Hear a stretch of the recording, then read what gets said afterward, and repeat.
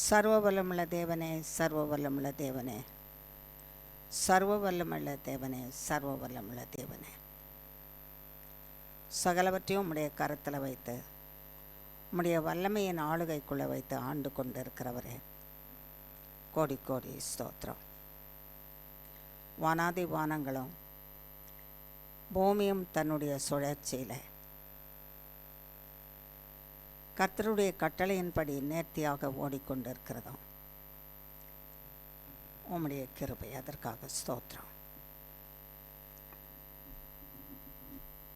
சீதோஷ்ண நிலைகளும் காற்றும் கடலும்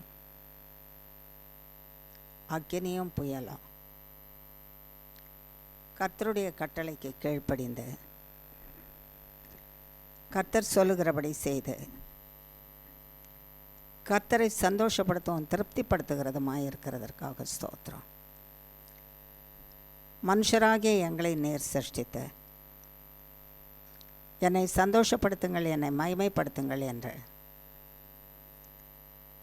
என்னை மகிமைப்படுத்தவும் என்னை சந்தோஷப்படுத்தவும் உங்களுக்கு தேவையானது அனைத்தையும் நான் கொடுத்து உங்களை பாதுகாத்து கொள்கிறேன் என்று சொல்லி உங்கள் கூடவே இருக்கிறேன் என்று நான் உங்களை விட்டு பிரிவதும் இல்லை விலகுவதும் இல்லை என்று சொல்லி எங்களை கரம் பிடித்து நடத்துகிறவருமாகிய சர்வ வல்லமுள்ள தேவனே, நாங்கள் சிருஷ்டிக்கப்பட்டதும் உருவாக்கப்பட்டதும் நாங்கள் வாழ்ந்து கொண்டு இருப்பதும் உம்மை சந்தோஷப்படுத்தவும் உம்மை மகிமைப்படுத்தவும் உம்முடைய வழியிலே நடக்கவும் உமக்கு பிரியமானதை செய்யவுமே அப்பா பிதாவே. இந்த நோக்கம் எங்கள் உள்ளத்திலிருந்து எப்பொழுதும் நீங்கிவிடாதபடிக்கு நிலைத்திருக்க கிருபை செய்யும்.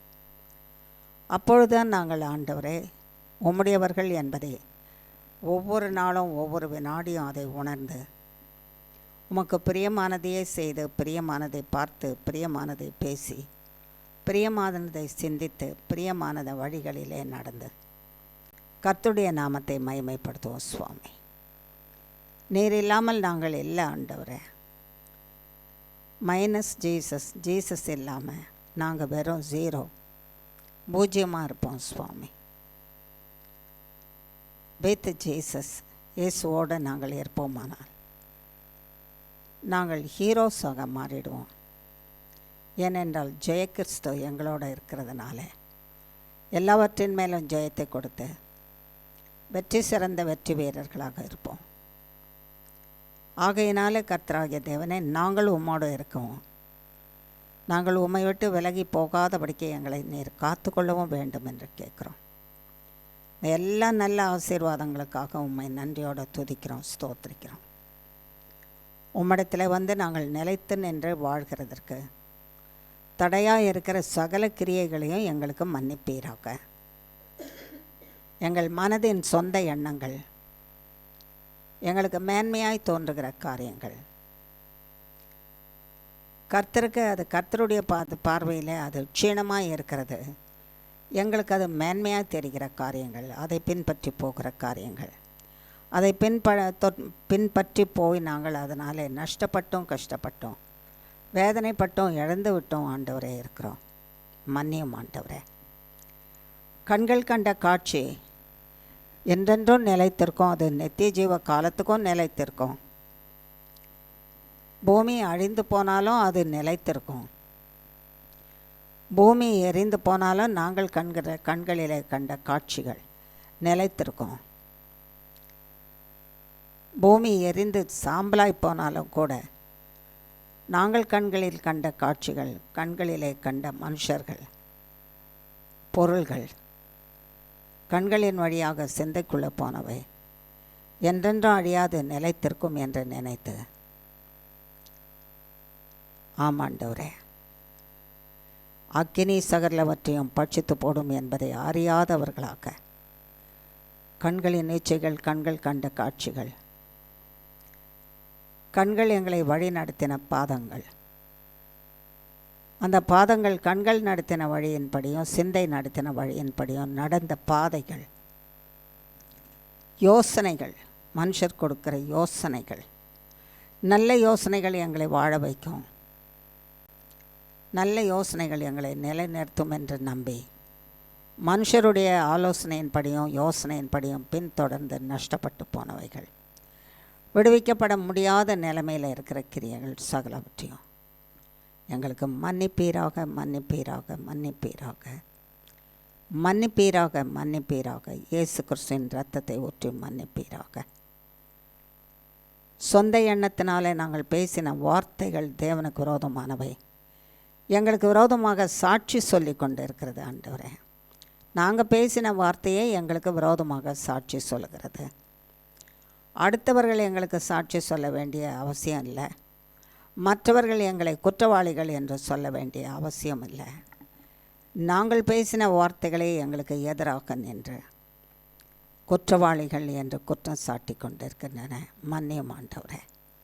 எங்கள் வாயின் வார்த்தைகள், எங்கள் இருதயத்தின் சிந்தனைகள், எங்கள் உதடுகளின் உச்சரிப்புகள், எங்கள் நாவிலிருந்து புறப்படுகிற சொற்கள், எங்கள் சிந்தையிலே உருவாக்கப்பட்டவை சகலமும், அது உருவாக்கப்படுகிறதற்கு துணையாய் நின்ற சாத்தானவன் கிரியைகளும், அதை செயல்படுத்துகிறதற்கு கரங்களும் கால்களும், நடந்த வழிகள், எடுத்துக்கொண்ட முயற்சி, முடிவுகள் சகலவற்றையும் எங்களுக்கு மன்னியும், மன்னியும், மன்னியும், மன்னியும், மன்னியும் என்று கேட்குறோம். இயேசு கிறிஸ்துவின் இரத்தத்தை ஊற்றி மன்னியும், மன்னியும், மன்னியும் என்று கேட்குறோம் சுவாமி. இயேசு கிறிஸ்துவின் இரத்தத்தை ஊற்றி மன்னியும், மன்னியும், மன்னியும், மன்னித்து பரிசுத்தப்படுத்தும், மன்னித்து பரிசுத்தப்படுத்தும். இல்லாவிட்டால் நாங்கள் ஆண்டவரே உம்முடைய சமூகத்தில் வந்து இருக்க முடியாது சுவாமி. நாங்கள் உம்முடைய சமூகத்துக்கு வந்திருக்கிறோன்னு சொன்னாலும் கூட நீர் எங்களை விட்டு விலகி போயிருப்பீர. நீர் இல்லாத ஒரு சமூகத்தில் நாங்கள் கூடியிருப்போம் சுவாமி. ஆகையினாலே நீர் எங்களை விட்டு கடந்து போனதே எங்களுக்கு தெரியாதபடிக்கு நீர் இருக்கிறீர் என்று நாங்கள் எங்களையே ஏமாற்றி கொண்டு தேவ சமூகத்தில் இருக்கிறோன்னு சொல்லுவோம். ஆகையினால நீர் எங்களை மன்னித்து பரிசுத்தப்படுத்துவீரானால் நீர் எங்களோட கூட இருப்பீர. நீர் எங்களை மன்னித்து பரிசுத்தப்படுத்துவீரானால் நீர் எங்களோடு இருப்பீர் ஆண்டவரே. நீர் எங்களை மன்னித்து பரிசுத்தப்படுத்துவீரானால் எங்களோடு கூட இருப்பீர். எங்களை விட்டு பிரியாமல் இருப்பீர். எங்களை பரிசுத்தப்படுத்தி இனி நாங்கள் அந்த தப்பிதங்களை, இதுவரைக்கும் செய்த தப்பிதங்களை செய்யாதபடிக்கு காத்துக்கொள்ள வல்லமை உள்ளவராக இருக்கிறீர். அந்த கிருபையை எங்களுக்கு தந்தரலாம் சுவாமி. இதுவரைக்கும் எவைகளின் பின்னாலே நாங்கள் ஓடினோமோ அது நன்றாக இருக்கிறது என்று, அது எங்களுக்கு உம்முடைய இரத்தத்தினாலே, உம்முடைய இரத்தம் எங்களுக்குள்ளே ஓடிக்கொண்டு இருக்குமானால் அது கசந்து போகும்படிக்கு செய்வீராக. எந்தெந்த காரியங்கள், எந்த வார்த்தைகள், எந்த பேச்சுகள், எந்த உதடுகளின் உச்சரிப்புகள், எந்த நாவிலிருந்து புறப்படுகிற வார்த்தைகள், எந்த சிந்தனையிலிருந்து தோற்றுவிக்கப்படுகிற வார்த்தைகள், எண்ணங்கள்,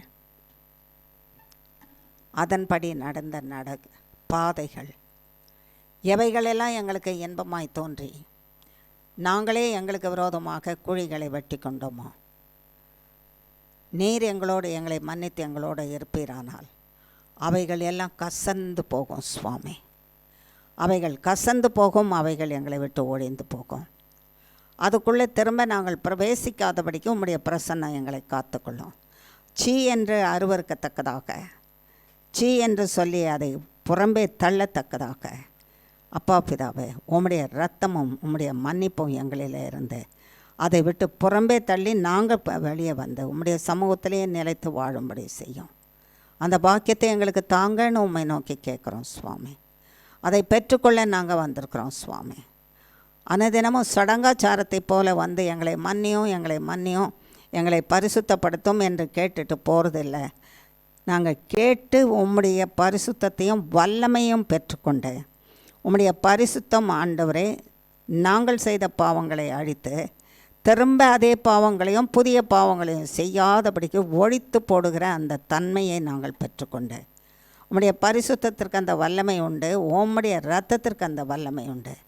ஆகையினால உம்முடைய பரிசுத்தத்தையும் உம்முடைய இரத்தத்தையும் தரித்து கொண்டவர்களாக நீர் அழித்து போட்டவைகள் திரும்ப எங்களுக்குள்ளே வராதபடிக்கு அவைகளை அழித்து மேற்கொண்டு மிதித்து மேற்கொண்டு சர்வ வல்லமுள்ள தேவனே உம்முடைய நாமத்தை மகிமைப்படுத்தி வாழ கிருபை செய்வீராக. நாங்கள் நினச்சோம் திரும்பி விழுந்துட்டோம், நாங்கள் செய்யணும்னு நினச்சோம் தெரியாமல் விழுந்துட்டோம். நாங்கள் நினச்சிட்டே இருந்தோம் செய்யணும்னு, ஆனால் செய்யாமல் விட்டுட்டோம். ஆண்டவரே இப்படியே நாங்கள் சொல்லி கொண்டிருந்தால் கர்த்தர் வருகிற நேரத்தில் நாங்கள் நினச்சிட்டு தான் இருப்போம். உம்முடைய பிரசன்னம் எங்களுக்கு இருக்காது, உம்முடைய சத்தம் எங்களுக்கு கேட்காது. எங்கள் செவிகள் விழிப்புடையதாக இருக்காது உம்முடைய சத்தத்தை கேட்க. எங்கள் ஆத்மா விழிப்புடையதாக இருக்காது உம்முடைய சத்தத்தை கேட்க. உம்மை விட்டுருவோம் சுவாமி.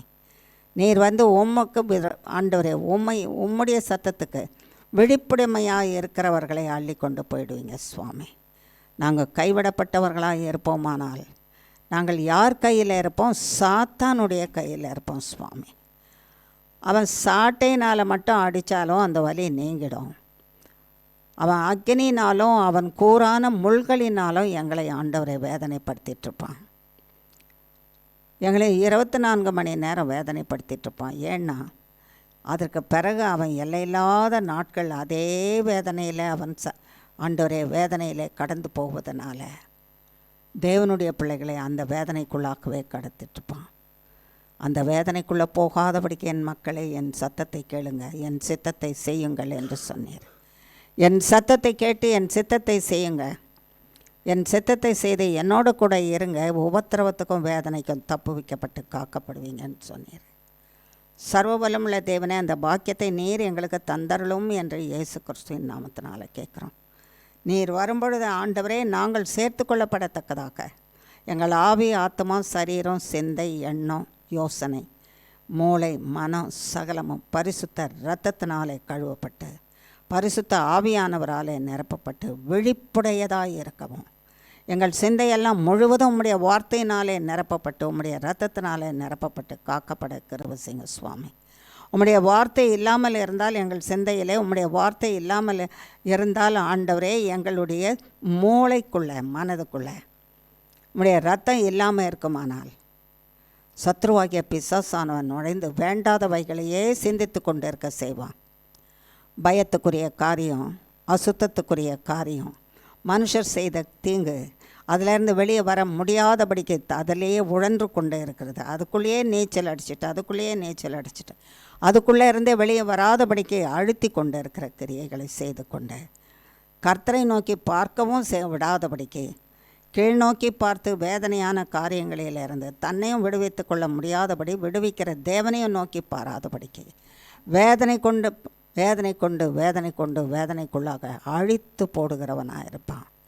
ஆகையினாலே எங்கள் சிந்தையிலும், எங்கள் ஆவியிலும், ஆத்மாவிலும், சரீரத்திலும், எங்கள் கண்களிலும், செவியிலும், வாயிலும், வார்த்தையிலும், உதடுகளிலும், எங்கள் மூளைக்குள்ளும் ஜீவனுள்ள தேவனே, உம்முடைய மன்னிப்பாகிய இரத்தம் நிரம்பி இருப்பதாக. உம்முடைய இரத்தத்தினாலே நிரப்பி வைப்பீராக. உம்முடைய இரத்தத்தினாலே நிரப்பி வைத்து அப்பா பிதாவே, உம்முடைய இரத்தத்தினாலே எங்கள் மூளையை நிரப்பி வைத்து பரிசுத்த ஆவியானவராலே நிரப்பி வைத்து பிதாவே உமக்கு ஏற்றவைகளை சிந்தித்து உம்மோடு கூட வாழ்ந்து கொண்டு இருக்கிற பாக்கியத்தை தாங்க.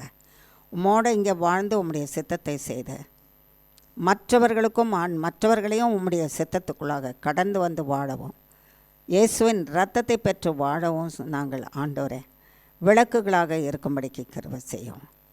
சர்வ வல்லமுள்ள தேவனே, அதற்காக நீர் எங்களை சிருஷ்டித்திருக்கிறீரப்பா.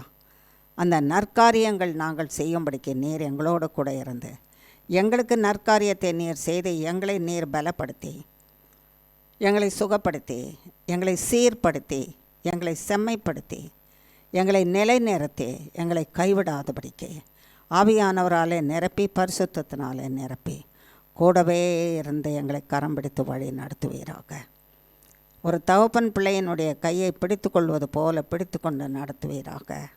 நாங்கள் உங்கள் கையை பிடிச்சிட்டோன்னா ஆண்டவரே சமயத்துக்கு விட்டுருவோம். நீங்கள் எங்கள் கையை பிடிச்சிட்டிங்கன்னா விடவே மாட்டீங்க சுவாமி. நான் உன்னை கைப்பிடித்து உன்னை நடத்துவேன்னு சொல்கிற தேவன் எங்கள் ஒவ்வொருவருடைய கரத்தை பிடித்து நடத்துவீராக என்று எங்களை உம்முடைய கரத்தில் கொடுக்குறேன் சுவாமி. எங்களோடு கூட ஆண்டவரே எங்களுக்கு நேர் பிள்ளைகளும் குடும்பமாக மனைவியும் கணவனும் பிள்ளைகளும் மருமக்களும் பேரப்பிள்ளைகளும் சந்ததிகளும் சந்தானங்களும் சபையாக இருக்குமானால் சபை மக்களும் அப்பா பிதாவே, சமுதாயமாக இருக்குமானால் சமுதாயத்தில் இருக்கிறவர்களையும் உம்முடைய கரத்தில் ஒப்புவிக்கிறோம். கரம் பிடித்து நடத்தும் சுவாமி.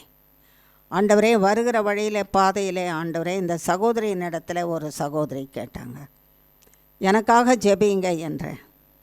சர்வ வல்லமுள்ள தேவனே, நீங்கள் இயேசு கிறிஸ்துவின் இடத்துல போகிறீங்க, இயேசு கிறிஸ்துவின் இடத்துல எனக்காக ஜெபிங்கன்னு கேட்டிருக்காங்க. அந்த மகள் வந்து சொன்னதும் அந்த மகளுடைய தேவை என்னது என்றும் உமக்கு தெரியும். அந்த மகளையும் உம்முடைய கரத்தில் வைக்கிறோம்.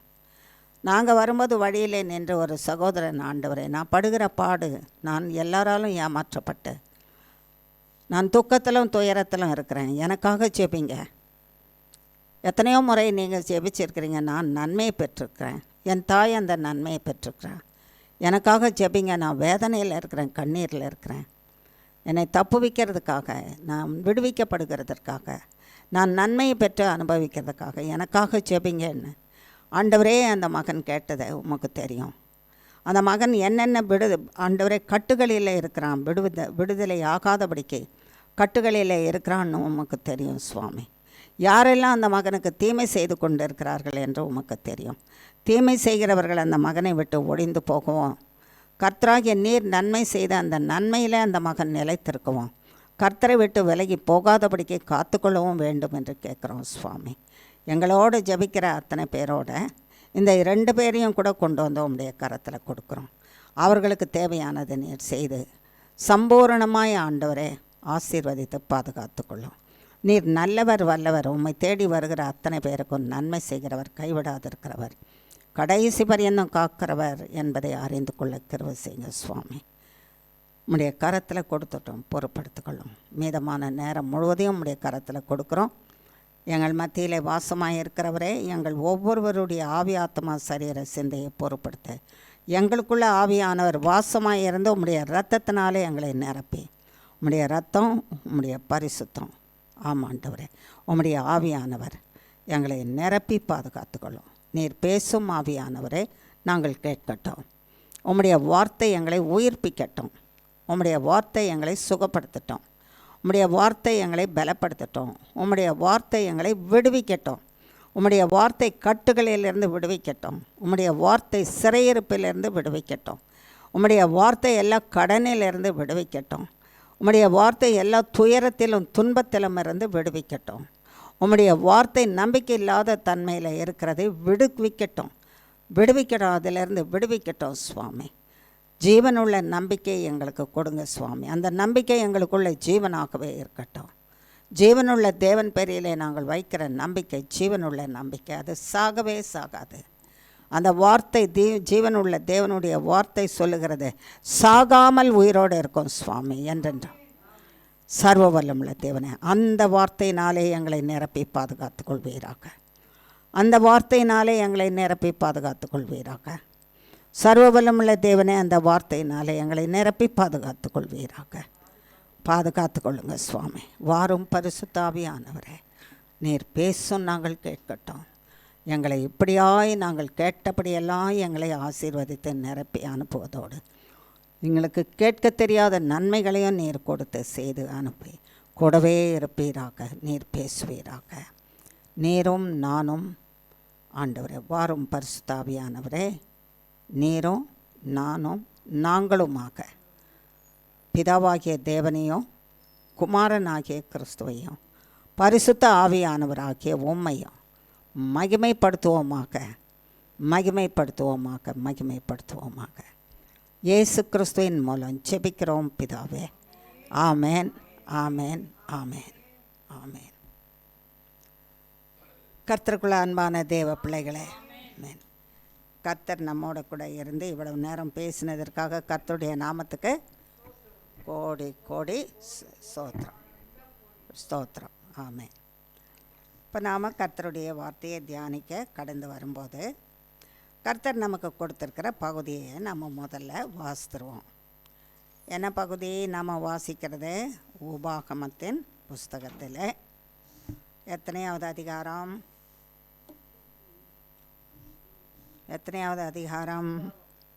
உபாகமம் சரி, எத்தனையாவது அதிகாரம்? ஃபெயில் மார்க்கு 33ஆம் அதிகாரம் 27ஆம் வசனம். இப்போ நீங்கள் இங்கே வர வரைக்கும் கூட இந்த வசனத்தை என்ன செய்யலை, நீங்கள் படிக்கலை. படித்தா மனசில் இருக்கும்ல.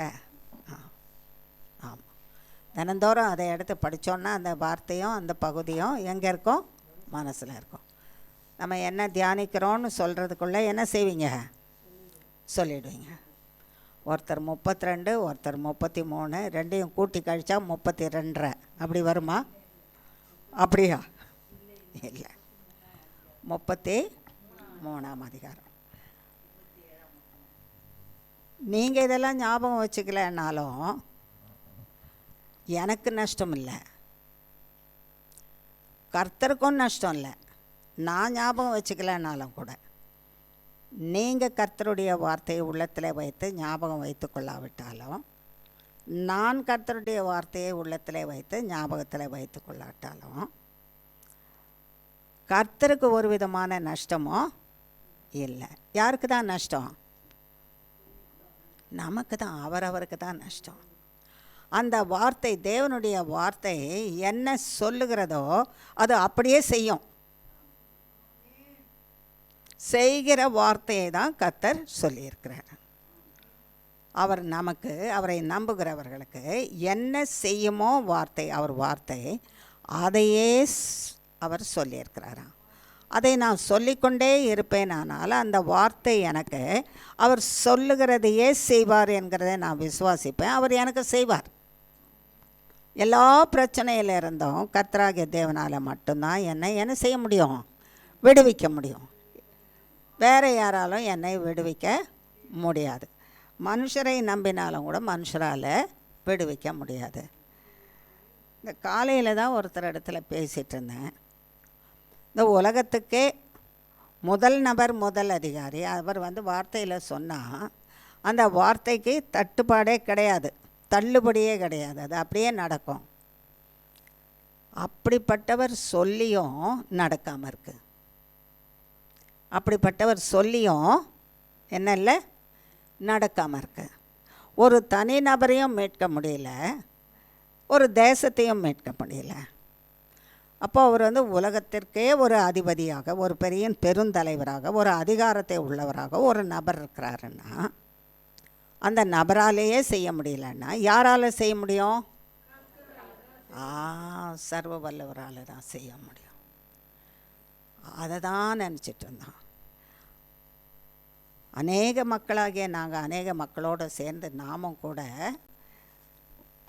அந்த தனி மனிதர், அந்த வல்லமை உள்ளவர், அந்த உலகத்தின் அதிபதி, உலகத்துக்கே அதிபதி, அத்தனை வல்லமை உள்ளவர், செய்திருவார்னு உலகம் நம்புறது போல் நாமும் என்ன செய்துட்ருக்கோம்?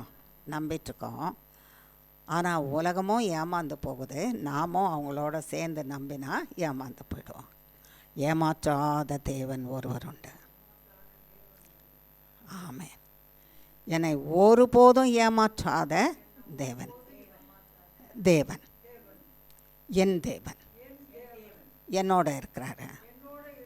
அவர் வார்த்தை என் உள்ளத்தில் இருக்கும்போது, அதை என் வாயினால் அறிக்கை பண்ணிக்கொண்டே இருக்கும்போது, கர்த்தர் என்னை ஏமாற்றாதபடிக்கு எல்லாவற்றையும் எனக்கு செய்து என்னை விடுவித்து காப்பார். அவர் நாமத்தை மகிமைப்படுத்த என்னை ஜீவனோட வைப்பார். ஆமேன், ஆமேன். ஆகையினால சர்வ வல்லமுள்ள தேவன் சொல்கிறாரா, உன்னை ஏமாத்தாத தேவனாகிய என்னை நோக்கி பாரு. அவன் வருவான், அவன் ஏமாற்ற மாட்டான், இவன் சொன்னான், இவன் செய்துடுவான், அவன் வருவான், அவன் எல்லாவற்றையும் திறந்து எடுத்துகிட்டு வருவான், இவன் வருவான், பைப்பு கொண்டாந்து ஃபிட் பண்ணிவிடுவான், அவன் வருவான், பேங்க்கில் இருந்து பணம் எடுத்துகிட்டு வருவான், இவன் வருவான், ரிப்பேர் பண்ணிவிடுவான். என்னென்னமோ ஒவ்வொருத்தருடைய தேவை 10,000 இருக்கும். 10,000 கொஞ்சம்தான், அதுக்கு மேலே இருக்கும்.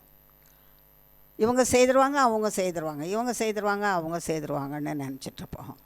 எல்லாருக்கும் எல்லாவற்றையும் செய்கிற சர்வ வல்லமுள்ள தேவன் கர்த்தராகிய இயேசு கிறிஸ்து.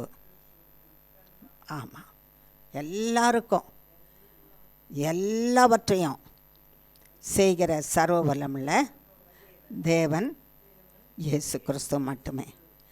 அவர் என் தேவன், என்னை கைவிடவே மாட்டார். அவர் என் தேவன், என்னை கைவிடவே மாட்டார். நிச்சயமாக விடுவிச்சிருவார், என்னை காப்பாற்றுவார்.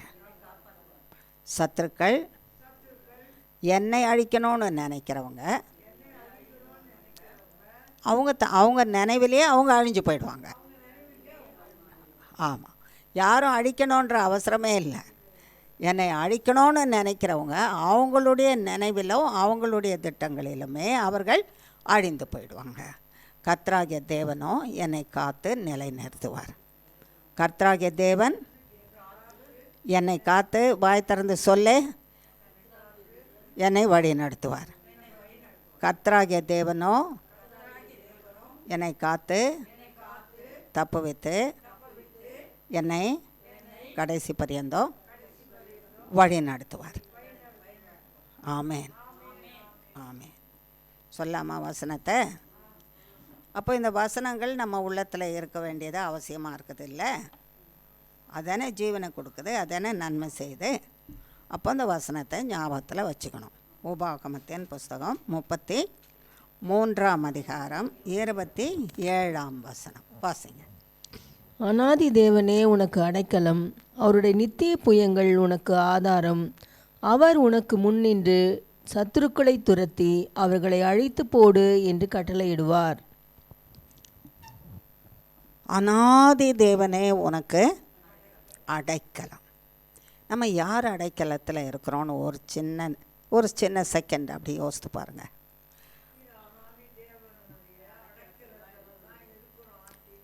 இருந்தா ஏசாமி பேசுகிறது மாதிரி பேசுகிறோமா? பேசுவோமே இருக்கக்கூடாது. பேசுகிறோம், ஆணித்தரமாக சொல்லுகிறேன். பேசிக்கொண்டே இருக்கிறோம். இதில் பொய் மட்டும் இருந்துச்சு என்ன ஆகிடும்?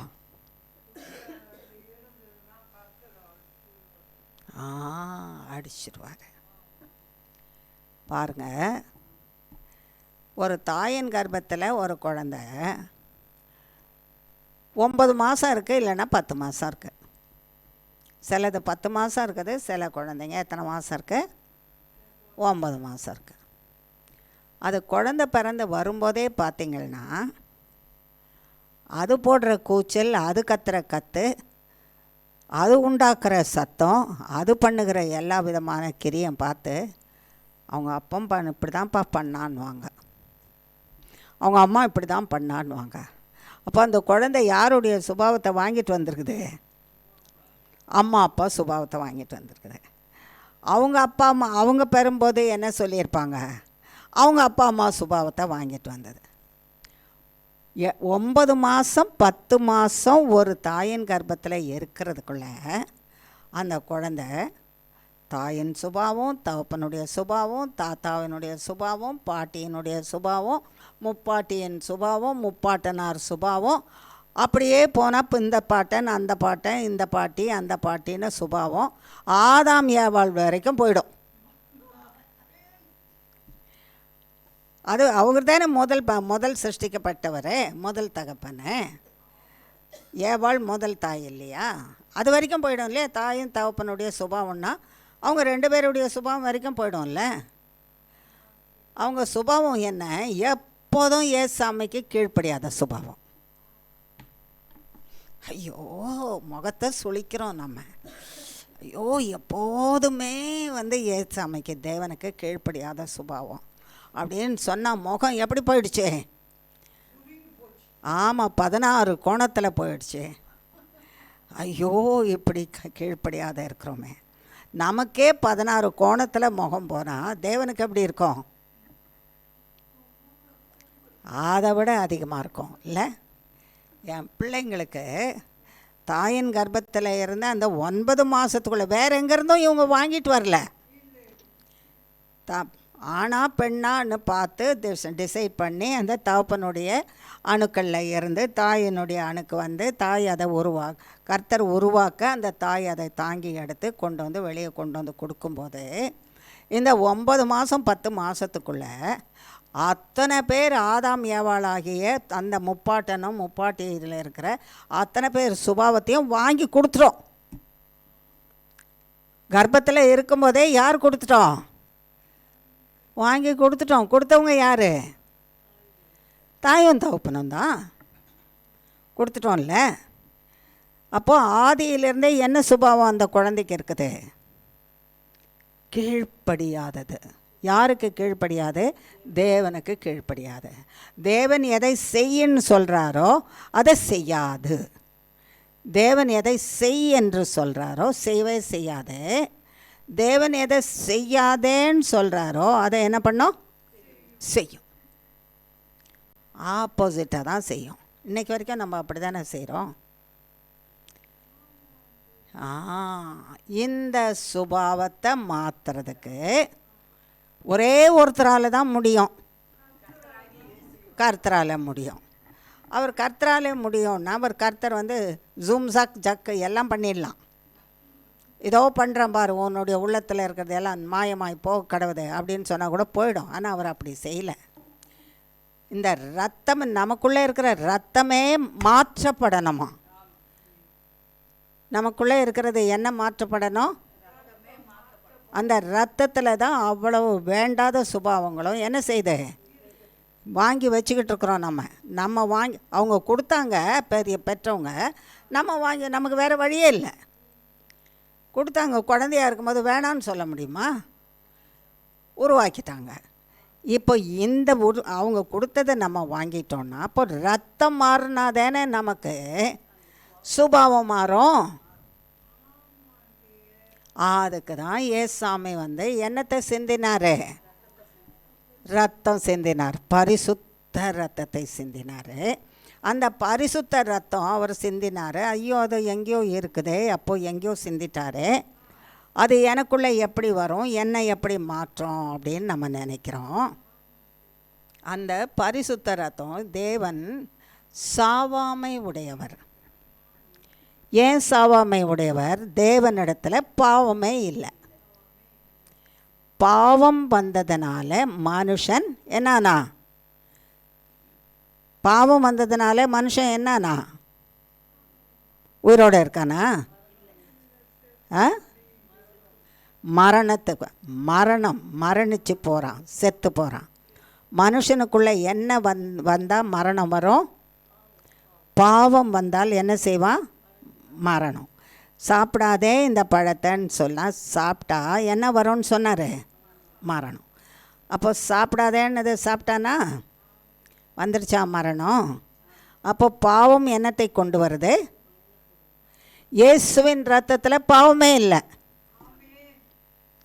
இயேசுவின் ரத்தத்தில் நல்ல தெளிவாக சொல்லணும். ஏன்னா சாத்தானுக்கு கேட்குறத விருப்பமே இருக்காது. ஐயோ சத்தியத்தை சொல்லிகிட்டு இருக்கிறாங்களே என்ன.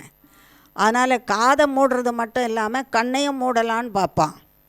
கண்ணையும் மூடுறது இல்லாமல் மூளையை கூட மூடிடலாமான்னு அதுக்கு ஒரு டோர் இருக்குது மூளைக்கு. அந்த டோரை கூட என்ன செய்திருவான் சாத்தா.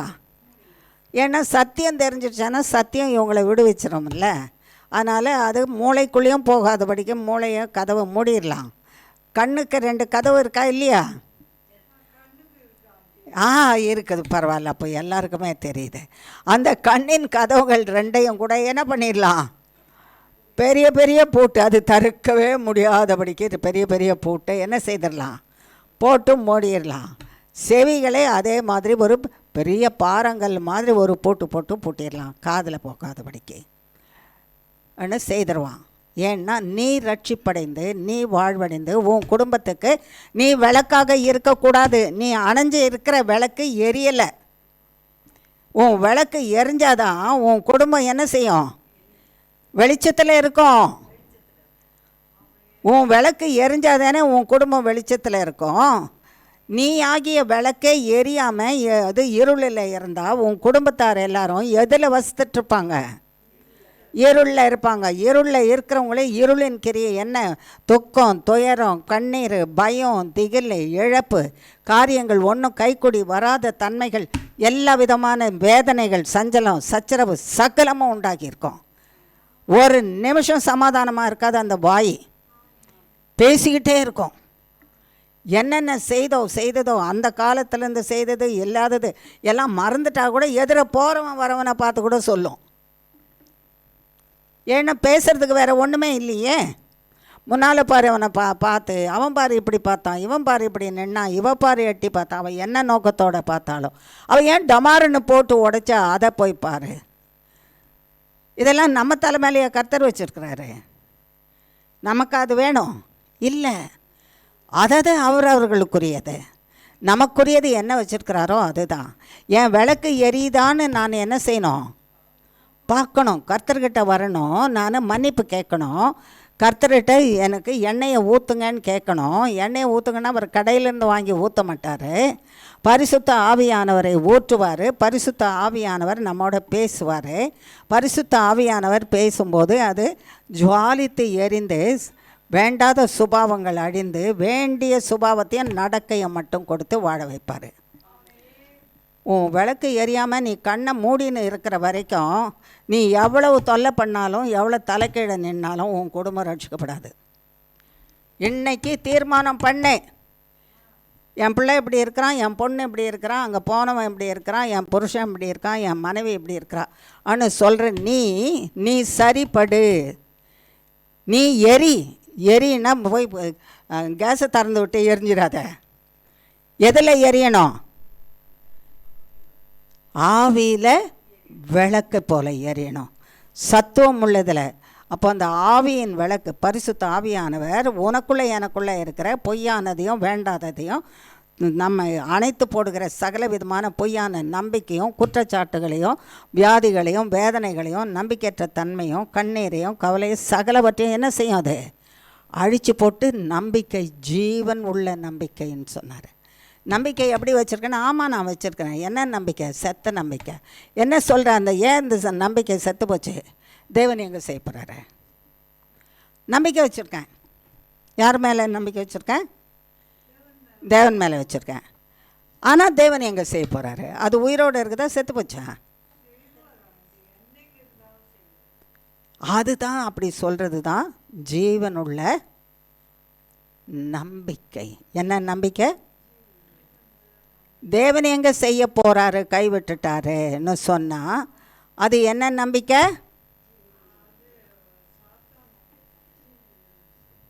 தேவன் செய்ய மாட்டாருன்னு சொல்கிறது என்ன நம்பிக்கை? அப்போ எவ்வளோ விழிப்பாக கேட்டு சொல்கிறோம் பார்த்தீங்களா? எவ்வளோ விழிப்பாக கேட்குறோம்ல. கேள்வி என்னது? அந்த கேள்வி காதுக்குள்ளே போகும்போது காதை திறந்து வச்சுருக்கணும், கண்ணை திறந்து வச்சுருக்கணும், மூளையை திறந்து வச்சுருக்கணும்னு சொன்னார்ல கர்த்தர். கர்த்தர் எங்கே செய்ய போகிறாருன்னு சொல்கிறது என்ன நம்பிக்கைன்னா, ஜீவனுள்ள நம்பிக்கைன்னா. அப்போ யார் கதவை அடைச்சிட்டாங்க? சாத்தான் அடைச்சிட்டான். நீ என்னத்தை வாங்கிட்டு போகிற? எதுக்கு இந்த இடத்துல வந்து உட்காந்துருக்க? என்னத்தை வாங்கிட்டு போகிற கர்த்தர்கிட்ட? சுகத்தை வாங்கணும்ல, போய் ஜீவனுள்ள வார்த்தையை வாங்கி பிழைக்கணும்ல. நீங்கள்லாம் குடும்ப ஸ்திரீகள் தானே, உங்கள் வீட்டில் இருக்கிறவங்க வாழணும்ல. எதுக்காக வந்திருக்கீங்க? உங்கள் வீடு உங்கள் குடும்பம் வாழணுன்றதுக்காக தானே தேவ சமூகத்துக்கு வந்திருக்கீங்க. அப்போ தேவன் சொல்லுகிற வார்த்தையை கேட்டு நீ விளக்கை போல எரியணும்னு சொன்னால் நீ எரிஞ்சாதானே. நீ அணைஞ்சு போயிருந்தால் நீ என்ன வெளிச்சத்தை உன் வீட்டாருக்கு கொடுப்ப? அவங்க எந்த வெளிச்சத்தில் வாழ்ந்துட்டுருப்பாங்க? நீயே இருளாக இருக்கிற. இருள் இருக்கிற இடத்துல வெளிச்சம் கிடையாது. இருளில் வந்து என்ன இருக்குது? பயம் இருக்குது, துயரம் இருக்குது, துக்கம் இருக்குது, வேதனை இருக்குது, இழப்பு இருக்குது, மரணம் இருக்குது, வேதனை இருக்குது. இவ்வளவும் இருக்குது. நீ எரியாமல் இருந்தியானா உங்ககிட்ட இருந்து தான் எல்லாருக்கும் போகுது.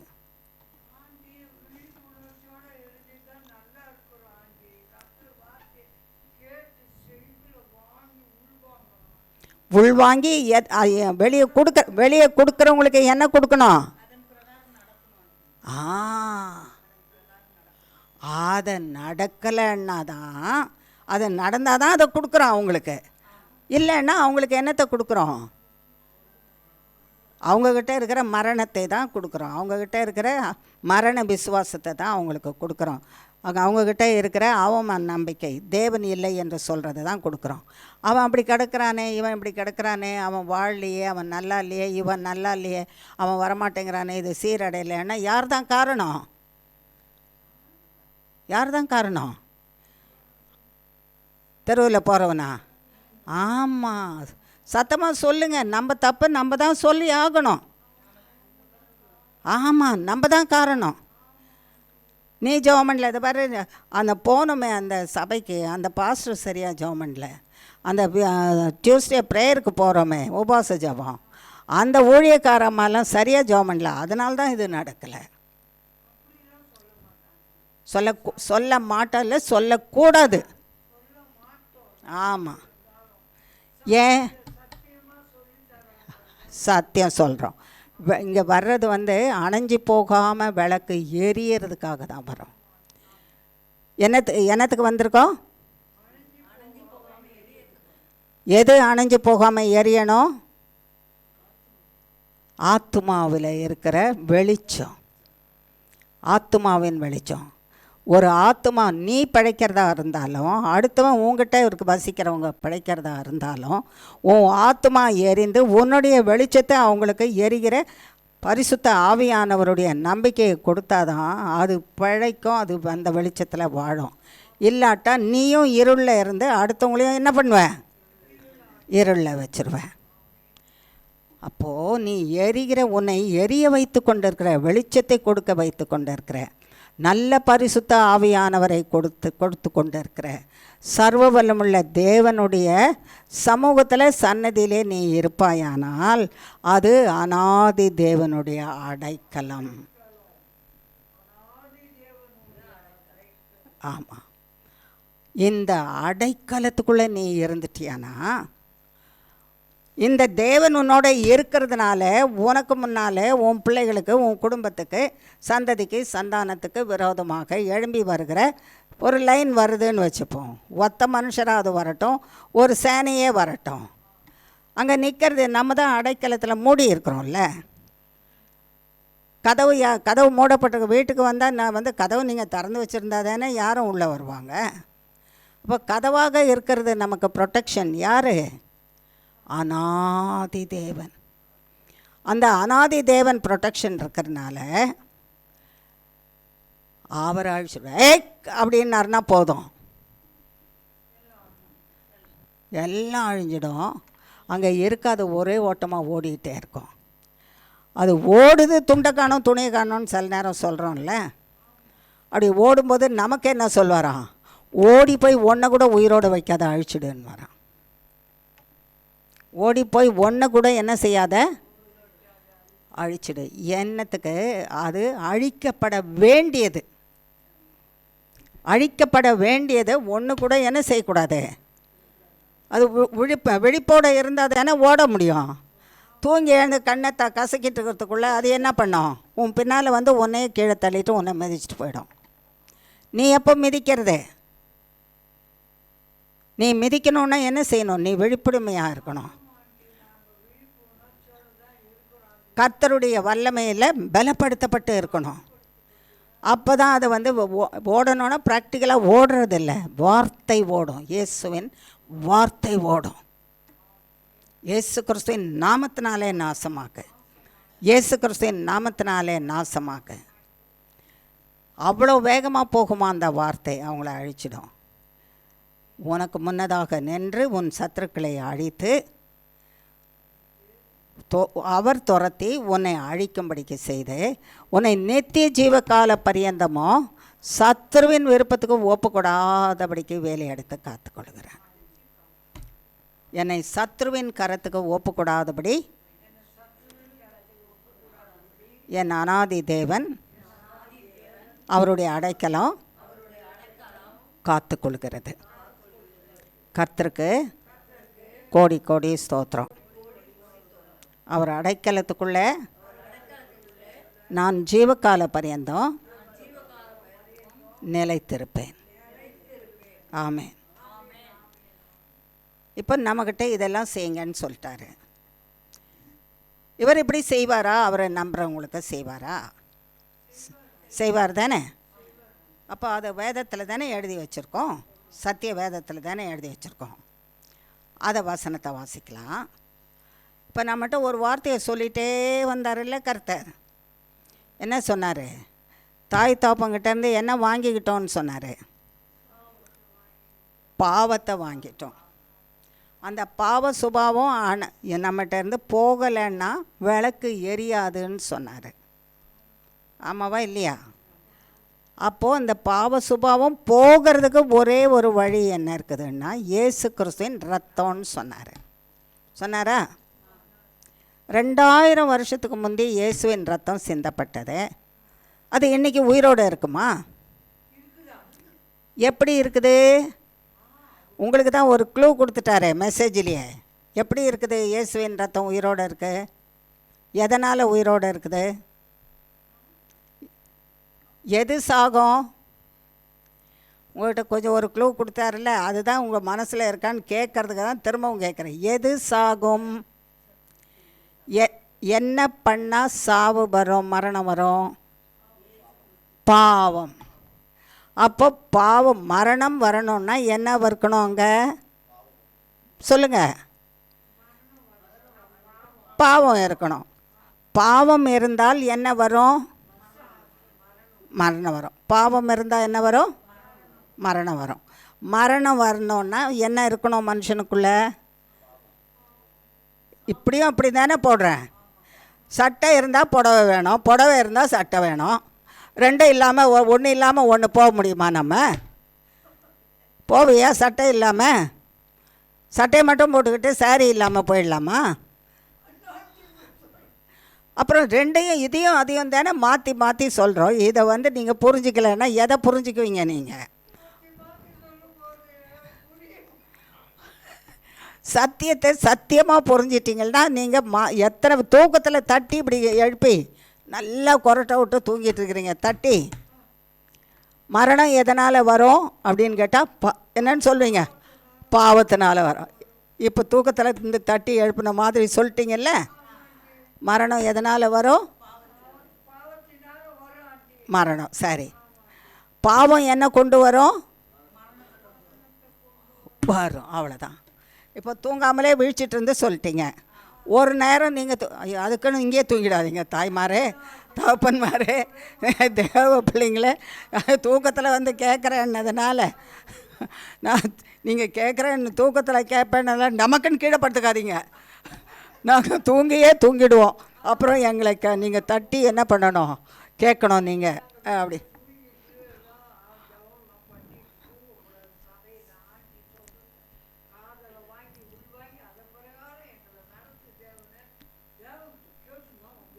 Very good. கேட்டுட்டு வந்துடுறோம். அதுபடி செய்யறதுக்கு முயற்சி பண்ணணும்ல நம்ம. அந்த முயற்சி தான் நம்ம பண்ண வேண்டியது மிகவும் அவசியமாக இருக்குது. சரி, இப்போ ஃபைனல் கேள்வி. பாஸ் எத்தனை பேர் பண்ணுறீங்கன்னு பார்க்க போகிறேன். பார்க்கலாமா? இப்போ எல்லாம் விழிச்சிருக்கிறீங்களா? எத்தனை பேர் தூங்குறீங்க? எல்லாருமே விழிச்சிருக்கிறீங்களா? பாவம் எதை கொண்டு வரும்?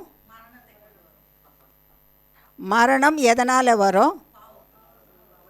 பாவத்தினால. மரணம் எதனால் வரும்னா பக்கத்து வீட்டுக்காரனாலையா?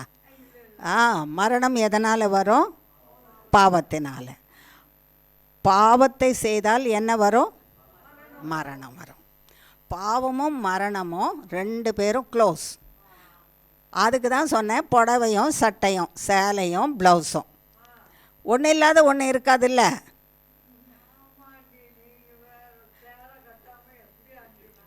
அப்படிதான். அதுதான் பாவம் இருந்தால் கட்டாயமாக என்ன இருக்கும்? மரணம் இருக்கும். மரணம் வருதுன்னா அவங்களுக்குள்ளே என்ன இருக்குது? பாவம் இருக்கு. ஏசாமிக்குள்ளே பாவம் இல்லைம்மா. ஏசாமிக்குள்ளே என்ன இல்லை? பாவம் இல்லாததுனால இயேசு கிறிஸ்துவின் ரத்தத்தில் இயேசு கிறிஸ்துவானவர் பாவம் இல்லாதவராய் இருந்ததுனால ஜீவன் உள்ளவர். சொல்லுங்க, வாய் திறந்து. இயேசு கிறிஸ்து என்றென்றும் ஜீவனுள்ளவர். அவரிலே எள்ளளவும் பாவம் இல்லை.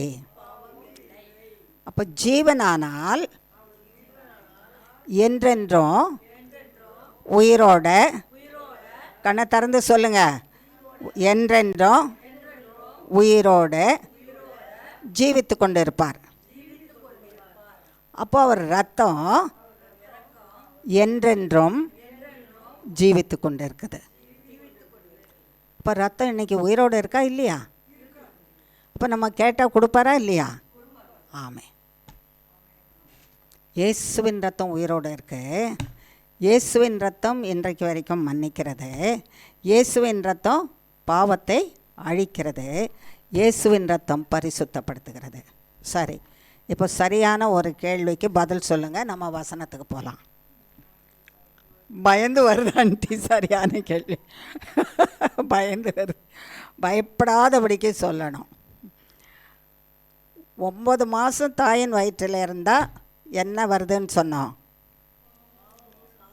எல்லாம் வருது, ரத்தத்தோடு எல்லாமே வந்துடுது, அவங்க சுபாவம் வருது. இப்போ நம்ம எப்போ இயேசு கிறிஸ்துவின் ரத்தத்தை குடிக்க ஆரம்பித்தோம்? குடிக்கிறோமா இல்லையா? இயேசுவின் ரத்தத்தை குடிக்கிறோம்ல. எங்கே வந்து குடிக்கிறோம்? தேவ ஆலயத்தில் வந்து குடிக்கிறோம். தேவாலயத்தில் அந்த திராட்சை ரசத்தை எடுத்து ஆசீர்வதிக்கும் போது கர்த்தர் என்ன சொன்னார்? என்னுடைய ரத்தமாக நான் அதை மாற்றுவேன். குடிக்கிறோம்ல. கொஞ்சம் அப்படியே நினச்சி பாருங்கள், எத்தனை வருஷம் குடிக்கிறோம்?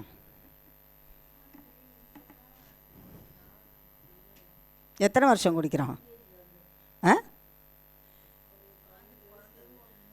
இப்படி சொல்லக்கூடாது. ஒரு 15 வயசில் இருந்தேன்னா நான் உட்காந்து கணக்கு போட்டுன்னு இருப்பேனா? உன் வயசு என்னன்னு இப்போ எனக்கு தெரியுமா? நீ 3 வருஷத்துலேருந்து நீங்கள் அவங்களுக்கு ரொம்ப ஈஸியாக போச்சு. Very good. அதிலேருந்து குடிக்கிறீங்க. Very good. அது நல்ல ஞாபகம் வச்சுருக்கீங்க. 3 வருஷம். இப்போ ஒருத்தர் சொன்னாங்க 15ஆவது வருஷத்தில் இருந்தேன்னு. இப்போ என்ன வயசுன்னு அவங்களுக்கு தெரியுமா? எனக்கு தெரியுமா? எனக்கு தெரியுமா அவங்க வயசு என்னன்னு? அவங்களுக்கு தானே தெரியணும். அப்போ 15லேருந்து இப்போ இருக்கிற வயசை வந்து கணக்கு பண்ணிவிட்டு எத்தனை வருஷம்னு சொல்லணும்ல. மனக்கணக்கு நம்ம பள்ளிக்கூடத்தில் படிச்சிருக்கிறோமா இல்லையா? சர்டிஃபிகேட் இருக்குதா? மனக்கணக்கு பாஸ் பண்ணதுக்கு சர்டிஃபிகேட் இருக்குதா அவனுக்கு? எத்தனை வருஷம் குடிச்சிருக்கிற? இன்னும் கணக்கு போடலையா? கணக்கு போடு. உன் வயசுக்கும் 15 வயசை கழி. உன் வயசில் இருந்து கழிச்சானா எத்தனை வயசாகும்? எத்தனை வருஷம் ஆகாதா? 30, 35. சரி போட்டோம். தோராயமாக எல்லாம் கணக்கே போட தெரியலையேன்னு கணக்கு மாஸ்டர் வந்து அதிகமாக சொல்லிட்டாங்களோ குறைவாக சொல்லிட்டாங்களோன்னு 10 வருஷம் கம்மியாக சொல்லிட்டேன். ஆமாம். சரி, 30 வருஷம் குடிச்சிருந்தாலும் சரி, இங்கே இருக்கிறவங்க வயசுக்கு அவங்களுக்கு தெரியும். 20 வருஷம் குடிச்சிட்ருக்கிறேன், 30 வருஷம் குடிச்சிட்ருக்கிறேன், 40 வருஷம் குடிச்சிட்ருக்கிறேன், 50 வருஷம் குடிச்சிட்ருக்கேன். வயசு என்னவோ, எந்த வயசுல இருந்து குடிக்க ஆரம்பித்தோமோ இல்லையா? இப்போ நீங்கள் 3 வருஷத்துலேருந்து குடிக்க ஆரம்பிச்சிருக்கீங்க. 9 மாதத்துலேயே தாய் தகப்பன் சுபாவம் வருதுன்னா 20 வருஷம் இயேசுவின் ரத்தத்தை குடித்தா இயேசுவின் சுபாவம் வந்திருக்கணுமா வேண்டாமா? வந்திருக்கணும்ல. அதை தானே வந்து மேக்னிஃபையிங் கிளாஸில் வச்சு பார்த்துன்னு இருக்காரு கர்த்தர் எங்கே என் குணம்னு. அதனால தானே இவ்வளவும் சொல்கிறாரு. என் ரத்தம் உங்களுக்குள்ளே இருந்தால் உங்கள் ரத்தத்தில் இருக்கிற எல்லா அசுத்தமும் பாவ சிந்தையும் போயிட்டுருக்கோம். விளக்கு எரிஞ்சிட்ருக்கோம். அங்கே வந்து தேவ வார்த்தை இருக்கும். அங்கே பரிசுத்த ஆவியானவர் இருப்பார். இயேசுவே அவர் ரத்தம் இருந்ததானா அவரை பார்த்த உடனே என்ன சொல்கிறாங்க? இந்த பிள்ளை அவங்க அப்பா மாதிரியே இருக்குதுங்க. அப்படி தானே சொல்கிறாங்க. இந்த பிள்ளை வந்து கழுத மாதிரி இருக்குது, குதிரை மாதிரி இருக்குதுன்னு சொல்லுவாங்களா? சொல்ல மாட்டாங்கல்ல. ஒன்று அப்பா மாதிரி இருக்குது, இல்லாட்ட இன்னொன்று எப்படி இருக்கும்? அம்மா மாதிரி இருக்கும், இல்லைன்னா தாத்தா மாதிரி இருக்கும், பாட்டி மாதிரி இருக்கும். சிலரை வந்து சொல்லுவாங்க அத்தை மாதிரியே இருக்குதுன்னு சொல்லுவாங்க, இது மாமா மாதிரியே இருக்குதுன்னு சொல்லுவாங்க. அதையெல்லாம் சொந்த உறவு தானே. இயேசுவின் ரத்தத்தை குடிச்சிட்டு இது இயேசுவாட்டம் இருக்குதுங்க. இது பேசுறது இயேசுவாட்டம் பேசுது, இது பார்க்குறது இயேசுவாட்டம் பேசுது. இது வாயில் இயேசாமி பேசுகிற வார்த்தை தாங்க வருது. இது பேசுகிறதுக்கு இயேசுவின் வார்த்தையை தவிர இதுக்கு ஒன்றுமே தெரியாதுங்க. இதுக்கு சொல்கிறாங்களா? அப்போயோ நம்ம எவ்வளோ ஏமாற்றிட்டுருக்குறோம் பார்த்தீங்களா நம்மளையே. அப்போ இயேசுவின் ரத்தத்தை நம்ம குடித்து அதை அவர் ரத்தம் நமக்குள்ளே கிரியை செய்ய விடுறோமா? விடலைல்ல. எங்கே பிடிச்சவங்க பாயிண்ட் ஆட்டி ஸ்தோத்திரம் ஆண்டவர். யார் பிடிச்சா அந்த பாயிண்ட்டை? கர்த்தர் பிடிச்சிருக்கிறாரு. ஆண்டிக்கு பிடிக்க தெரியுமா? மனுஷன் தானே. கர்த்தருடைய ஆவியானவர் சொல்கிறாரு, 8 மாதம் 9 மாதத்துலேயே நீ எல்லாவற்றையும் ஆதாமில் இருந்து வாங்கிட்டு வந்துட்டியே. வெறும் 9 மாதம் இல்லை, வெறும் 10 மாதம், 1 வருஷம் கூட இல்லை. 1 வருஷத்துக்கு மேலே பல வருஷங்கள் இயேசு கிறிஸ்துவின் ரத்தத்தை குடிச்சிட்ருக்கிறியே. அப்போ இயேசு கிறிஸ்துவின் சுபாவம் உனக்குள்ளே வர வேணாமா? உன்னை பார்த்து இயேசுவின் பிள்ளைன்னு சொல்ல வேண்டாமா? உன்னை பார்த்து இதை குமார் பிள்ளை, இதோ பாரு சூர்யா பிள்ளை, இது சுஜா பிள்ளைன்னு சொல்கிறாங்கல்ல, இதோ வருது பாரு இயேசுவின் பிள்ளைன்னு சொல்ல முடியுமா? அப்போ யார் வருத்தப்படுவார்? ரத்தத்தை கொடுத்தவர் வருத்தப்படுவார். ரத்தத்தை அனுதினமும் கொடுத்துட்ருக்கிறாருல்ல. என் சுபாவம் இயேசுவின் சுபாவமாய் மாறாவிட்டால் நான் அவர் அடைக்கலத்தில் எப்படி வந்து இருக்க முடியும்? என் வாய் சொல்லுது கர்த்தருடைய அடைக்கலத்தில் நான் இருக்கிறேன்னு. என் சுபாவம் சொல்லுது நான் சாத்தானுடைய அடைக்கலத்தில் இருக்கேன்னு. ஆமாம், என் சுபாவம் சொல்லுது நான் பேசுகிறேன்னு. ஒருத்தரோட ஒருத்தர் போகிறதையே பார்த்துட்டு என்னால் சும்மா இருக்க முடியலையே, என்னதுன்னு ஓடி போய் அந்த இடத்துல மூக்க நுழைச்சிக்கிறேன்னு. ஏசாமி அப்படி செய்கிறது இல்லையே. உன்கிட்ட பிரச்சனை வந்தால் தான் பிரச்சனையை எப்படி தீர்க்கிறதுன்னு ஏசாமி ஆலோசனை கொடுத்து புத்தியை கொடுத்து வழி நடத்துகிறாரு இல்லையா? வழியை போகிற சண்டையெல்லாம் நான் போய் பார்த்து நான் செய்ய முடியுமா? அதை அந்த வழியை போகிற சண்டையில் கூட சேர்ந்து கிண்டி விட்டு கூட கொஞ்சம் எண்ணெயை ஊற்றி கூட கொஞ்சம் அதிகமாக்கி விடுறது யார் வேலை? பிசாசும் சாத்தானுடைய வேலை. அப்போ அதை நம்ம செய்யலாமா? இனிமேல் இது வரைக்கும் தெரியாமல் இருந்துருச்சு இல்லை, நமக்குள்ளே சொல்லிடலாமா? தேவன் சன்னிதானத்தில் என்குள்ளே இருந்துச்சு ஆண்டவரே, இருக்குது ஆண்டவரே அந்த சுபாவம்.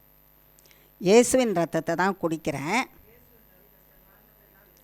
ஆனஸ்டாக சொல்லிவிடுவோம் கர்த்தர்கிட்ட, நான் இயேசுவின் ரத்தத்தை தான் குடிக்கிறேன்.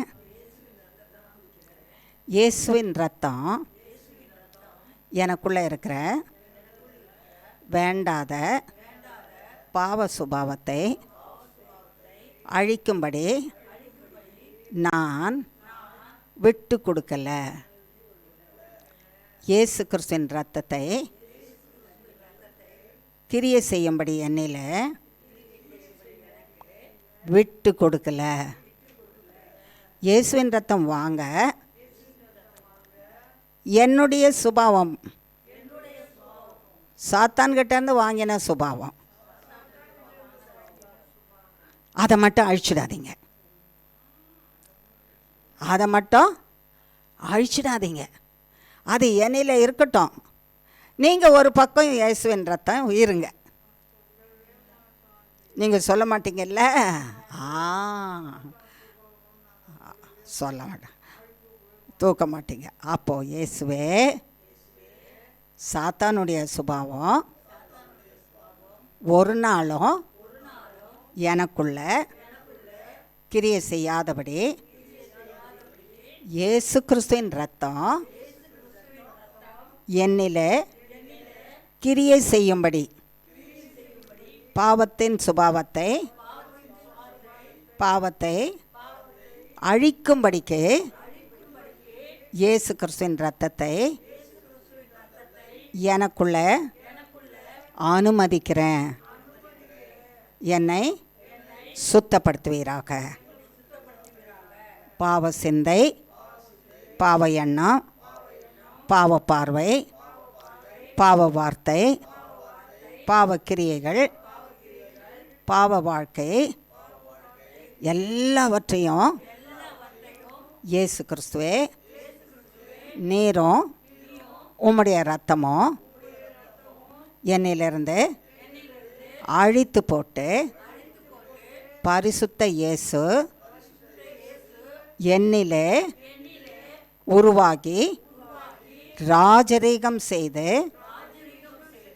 என் கண்களிலும் என் சிந்தையிலும் என் வார்த்தையிலும் என் செவிகளிலும், கையை உயர்த்து, செவிகளிலும் வாயிலும் வார்த்தையிலும் உள்ளத்திலும் கரங்களிலும் கால்களிலும் ராஜரீகம் செய்து நீர் வரும் பரியந்தம் பூமியில் காத்து என்னை நடத்துவீராக.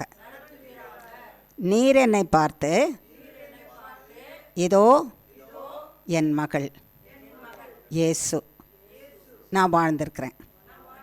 இதோ என் மகன், அவன் இயேசு, அவனுக்குள்ளே வாழ்ந்திருக்கிறேன். உலகம் அவர்களை பார்க்கும் பொழுது அவன் இயேசுவோ அவள் இயேசுவோ என்று சொல்லி தேவனுக்கு மகிமை உண்டாகும்படி வாழ சர்வவல்லமுள்ள இயேசு கிறிஸ்துவே என்னை உமக்கும் உம்முடைய இரத்தத்துக்கும் ஒப்புவிக்கிறேன், ஏற்று நடத்துவீராக. ஆமென். இப்போ அடுத்த வாரம் கர்த்தருடைய கிருபையில் நாம் இங்கே சந்திக்கும்போது தனித்தனியாக வீட்டார்கிட்ட தனித்தனியாக ரகசியமாக கேட்க போகிறேன்.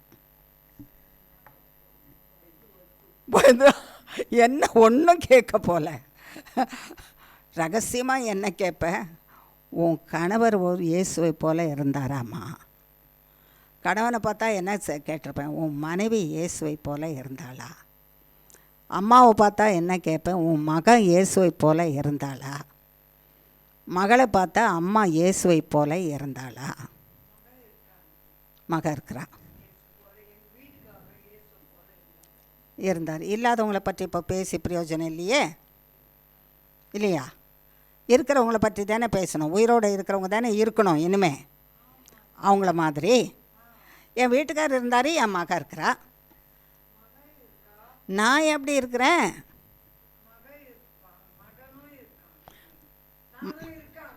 அதுதான் முதல்ல வேணும். மகன் இருக்கிறான், அது மகனும் தேவனும்.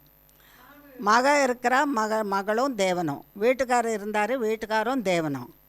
நீ எப்படி? நானும் இயேசுவின் பிள்ளை, நானும் இயேசுவோடு இருக்கிறேன். அதை ஒவ்வொரு வினாடியும் ஒவ்வொருத்தரும் நினச்சிக்கணும். சட்டுன்னு வாய் திறக்கும் பாருங்க. அப்போ திடீர்னு சாத்தா வருவான், தவனார்னு இப்படி வாயை திறப்பான். இயேசுவின் நாமத்தினால நாசமாய்ப்போ. ஆமாம், முடியடிச்சிட்டு இயேசுவின் வார்த்தை ரத்தம் என்னிலே ராஜரீகம் செய்வதாக செய்யும் ஆண்டவரே என்று கேட்கணும்.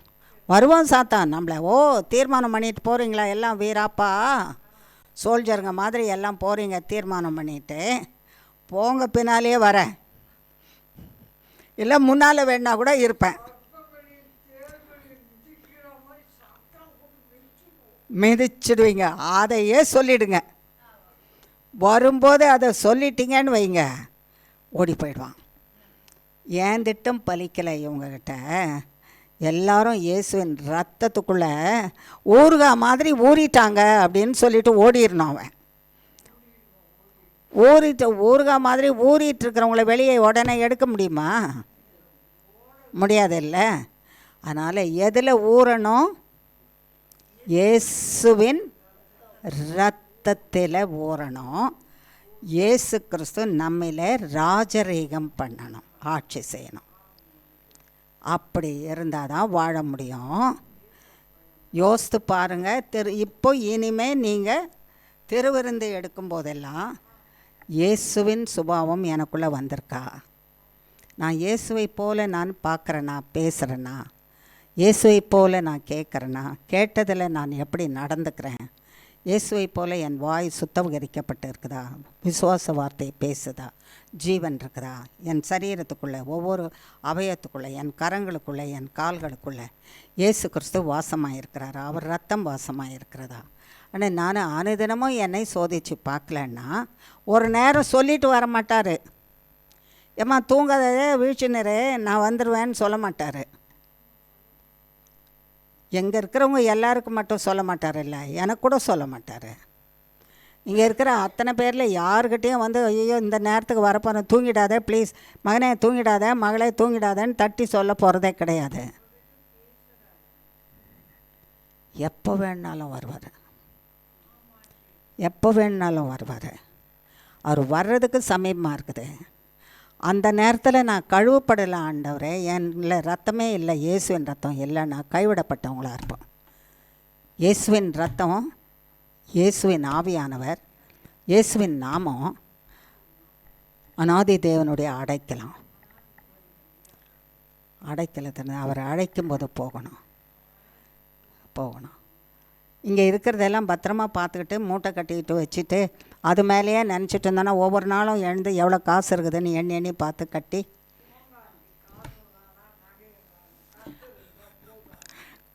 பத்திரமா அங்கே வச்சுட்டு எத்தனை சவரன் நகை இருக்குது, எவ்வளோ போடலாம், எவ்வளோ வேறு போடலாம். பீரோவை திறந்து பார்த்து எத்தனை சாரீ இருக்குது, எத்தனை பேண்ட் இருக்குது, எத்தனை ஷர்ட் இருக்குது, எவ்வளோ இருக்குது, எத்தனை சூட் இருக்குது. ஐயோ முந்தின நாள் தான் ஒரு சூட் வாங்கினேன், இன்றைக்கி நல்ல சூட் வந்திருக்குது, நல்ல ஷர்ட் வந்துருக்குது, நல்ல சூட் வந்துருக்குது. அடடடா இன்னும் ரிடக்ஷன் ரேட்டில் போடுறாங்கங்க ஷூஸு. 25,000 வந்து 15,000 போடுறாங்க ஷூஸு, ரிடக்ஷன் சேல். அந்த கடை வாசலில் நின்று பாருங்கள் யாரெல்லாம் வாங்கிட்டு போகிறாங்கன்னு தெரியும். அது தெரியணுன்னா அங்கே போனால் தானே தெரியும். அப்புறம் போகாமல் இருந்துக்கிட்டு யார்கிட்ட இருக்குதுன்னா எப்படி தெரிஞ்சுக்க முடியும்? தெரிஞ்சுக்கணுன்னா என்ன செய்யணும்? அங்கே போகணும். பார்க்குறதுக்கு யார் ரிடக்ஷனில் இவ்வளோ வாங்குறாங்கன்னு பார்க்குறதுக்கு. அப்போ சொல்கிறத என்ன பண்ணணும்? நம்பணும். கரெக்டு. அவ்வளோதான் நமக்கு வேண்டியது. சொல்கிறத என்ன பண்ணிக்கணும்? நம்பணும். ரிடக்ஷன் ரேட்டில் வந்துடும். அந்த ரிடக்ஷன் ரேட்டில் வாங்கிக்கணும். ரிடக்ஷன் ரேட்டில் நம்ம வாங்கிட்டோன்னா அதுக்கப்புறம் நமக்கு பிரச்சனையே கிடையாது. வாங்கி வச்சுட்டு மழைனாலும் சரி, மழைக்கு ஒரு ஷூஸு, வெயிலுக்கு ஒரு ஷூஸு, வின்டருக்கு ஒரு ஷூஸுன்னு போட்டு போகலான் இருந்தாலும் ஏசாமி வரும்போது இதில் 2 பகலில் 2 ஷூ எடுத்துன்னு வரேன்னா விட மாட்டார். எடுத்துகிட்டா போக முடியும்? இல்லை நகை எடுத்துகிட்டு போகணுன்னாலும் முடியாது. பீரோவில் தான் இருக்குதுன்னாலும் அது சொல்கிறதுக்கு கூட நேரம் இருக்காது. ஜுப்புன்னு பறந்துடணும்.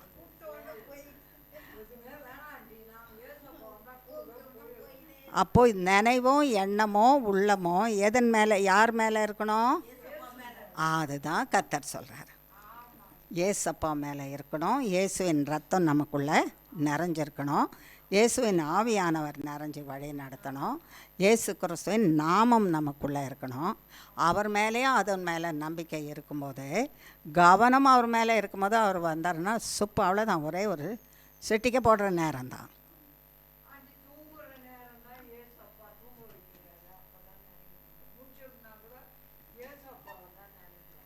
ஏசப்பாவுக்கு உங்கள் ஆவி ஆத்மா சரீர சிந்தை எல்லாம் கையில் வச்சுருக்காருல்ல, அவர் கையில் தானே இருக்கிறீங்க. இப்போ நீங்கள் வீழ்ச்சிட்டு இருக்கும்போது உங்களை நீங்கள் கையில் பத்திரமா வச்சுருக்கிறீங்களா? யார் வச்சிட்ருக்கிறா? உங்களை யார் வச்சுருக்கிறா? கர்த்தர் தானே வச்சுருக்காரு. வெளியே போகிறீங்களே, யாரை நம்பி போகிறீங்க? உங்களை நம்பிய பார், நான் வீராதி வீரன் சூராதி சூரன், நான் போயிட்டு வருகிறேன் சொல்லிட்டு முடியுமா? கர்த்தரை நம்பி தான் போகிறோம். படுத்து தூங்கும்போது யாரை நம்பி தான் தூங்குகிறோம்? அவர்கிட்ட தான் சொல்கிறோம், ஆண்டவரே படுத்து உறங்குறோம், உங்கள் கையில் ஒப்புவிக்கிறோம், உங்கள் கண்மணிகளாய் பாதுகாத்துக்கொள்ளுங்க, சுகத்தோடும் பலத்தோடும் காலையில் எழுந்து உமக்கு மகிமையாக வாழ கிருபை செய்யுங்க அப்படி சொல்லிட்டு தானே படுக்கிறோம். அப்போது நம்ம உறக்கத்தில் இருந்தாலும் கூட அவர் கையில் இருக்கிற நமக்கு அவர் சத்தம் நிச்சயமாக கேட்கும். ஆமாம். அப்போ அவர் கூப்பிடுற சத்தம், அவர் வர்ற சத்தம், அவர் எக்கால சத்தம் கேட்குமா கேட்காதா? கேட்கும். இங்கே இத்தனை பேர் இருக்கிறீங்க. இத்தனை பேரில் எங்கே அந்த வெளியில் வந்து ஒரு சின்ன அந்த மெயின் கேட்டோடைய போல்ட்டை அப்படி திறக்கிறாங்க, கொண்டி திறந்து போடுறாங்க. எந்த செவிக்காவது அது பட்டுச்சா? படலை. ஆனால் இந்த வீட்டு சொந்தக்காரருக்கு மட்டும் எப்படி இருக்குது? அப்படிதான் கர்த்தர் அவருடைய பிள்ளைங்களுக்கு அவர் சத்தம் கேட்கும்படிக்கு கவனம் வச்சிட்ருப்பார். எங்கே யார் கொண்டு போட்டாலும் இந்த வீட்டு சொந்தக்காரருக்கு என்ன செய்யும் தெரியும். 3வது ரூமு வெளியில் இருந்து ஒரு ஃபோன் வந்தாலும் கூட அந்த சத்தம் கூட இந்த வீட்டு சொந்தக்காரருக்கு என்ன தெரியும், அவ்வளோ விழிப்பு. நீங்கள் நினைப்பீங்க அவங்க தூங்கிட்டு இருக்காங்களோ என்னவோன்னு. தூங்கிட்டு இருந்தாலும் கூட என்ன செய்யும், அது கேட்குதா இல்லையா? உடனே திரும்பி பார்த்து ஆன்சர் பண்ணுறதுக்கு போகிறாங்களா இல்லையா? அதுதான் உதாரணம் வச்சுக்கோங்க. ஏசாமியினுடைய பிள்ளைங்க ஏசாமியினுடைய கையில் இருந்து நல்ல நித்திரையை கொடுங்கன்னு கையில் கொடுத்தா கூட அவர் பிள்ளைங்களுக்கு அவர் வரும்போது அவருடைய எக்கால சத்தம் என்ன செய்யும், கட்டாயம் கேட்கும். அவர் பிள்ளைங்களை அவர் விட்டுட்டு போகவே மாட்டார். அவரை நம்பி இருக்கிற பிள்ளைகளை அவர் என்ன செய்ய மாட்டார், போக மாட்டார். அவருக்காக காத்திருக்கிறவர்களை விட்டுட்டு ஒரு நாளும் போக மாட்டார். ஆகையினால இயேசுவை தரித்து கொள்ளுங்கள். இயேசு கிறிஸ்துவின் ரத்தம் உங்களுக்குள்ளே இருக்கட்டும், நமக்குள்ளே இருக்கட்டும். இயேசு கிறிஸ்து நமக்குள்ளே வாசமாக இருக்கட்டும். பரிசுத்த ஆவியானவர் நம்மை நிரப்பி நடத்தட்டும். நம்மளை பார்க்குறவர்கள் யாருன்னு சொல்லணும்னு சொன்னாங்க, இவன் இயேசுவோ அப்படின்னு சொல்லணும்.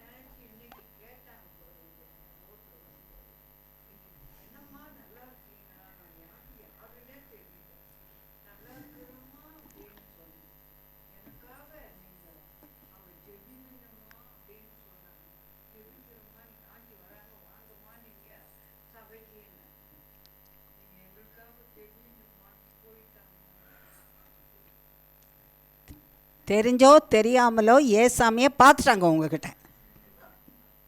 அதுக்கே கர்த்தருக்கு கோடி கோடி ஸ்தோத்திரம். அது கர்த்தரை ஏசாமியை பார்த்துட்டதுனால தான் ஜெபம் பண்ணுங்கன்னு சொல்லியிருக்காங்க.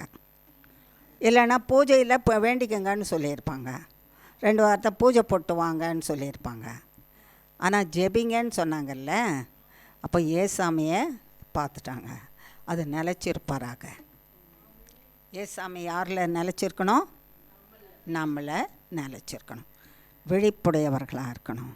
அவர் வரும்போது டக்குன்னு அவர் கூப்பிடும்போது நம்ம அவரோடு சேர்ந்து போகத்தக்கதாக. ஏசாமி அவ்வளோ அசிங்கமான தேவன் இல்லை. துணி இருக்குதோ துணி இல்லையோ இல்லை. நீங்கள் பட்டு பீதாம்பரத்தில் போனால் கூட உங்கள் பட்டும் பீதாம்பரமும் என்ன செய்யும், இங்கே அப்படியே அது எரிஞ்சு போயிடும். உங்களுக்கு மகிமையின் வஸ்திரம், வெண் வஸ்திரம், அப்படியே ஜொலிக்கிற வஸ்திரத்தை உடுத்தி அப்படியே எல்லாம் க்ஷணத்தில் நடக்கும். பறக்கும்போது வெண் வஸ்திரத்தில் பறந்துட்டுருப்பீங்க. என் பிள்ளைங்க நிர்வாணமாக இருக்கக்கூடாதுன்னு தான் ஏதேன் தோட்டத்தில் மிருகத்தை கொன்று அந்த தோலை உரித்து வஸ்திரமாக போட்டு அனுப்புனார். அவர் பிள்ளைங்களை நிர்வாணத்தை பார்க்குறதுக்கு விரும்புவாரா? அடுத்தவன் பார்க்குறது விரும்புவாரா? ஒருவனுடைய நிர்வாணத்தை பார்க்குறவன் சபிக்கப்பட்டவன், அவன் சாக கடவன்னு வேதத்தில் எழுதி வச்சுட்டுருக்குது.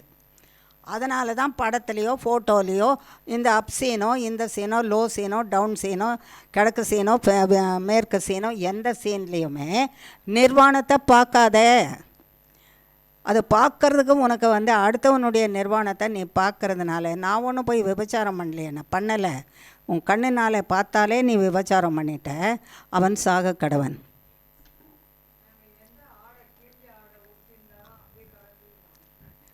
கிழிஞ்ச ஆடையோட பரலோகத்துக்கு கூப்பிட்டு போக மாட்டார்.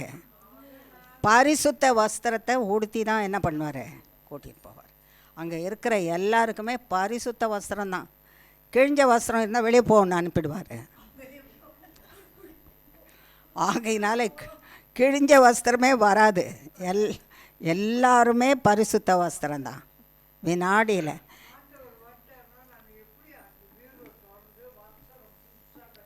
அதுதான் அவர் கொடுக்குறாரு. அவர் தானே கொடுத்துறாரு. உங்ககிட்ட ஏது அந்த டேஸ்லிங் க்ளாத்ஸு?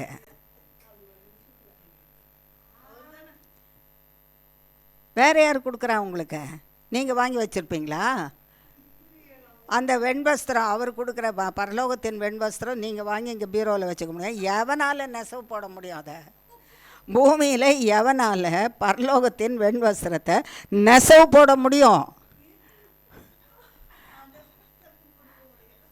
இங்கே இருப்பது பூமியில் இருப்பது பூமியிலேயே என்ன செய்யும்? எல்லாம் எரிஞ்சு நாசமாயிடும்.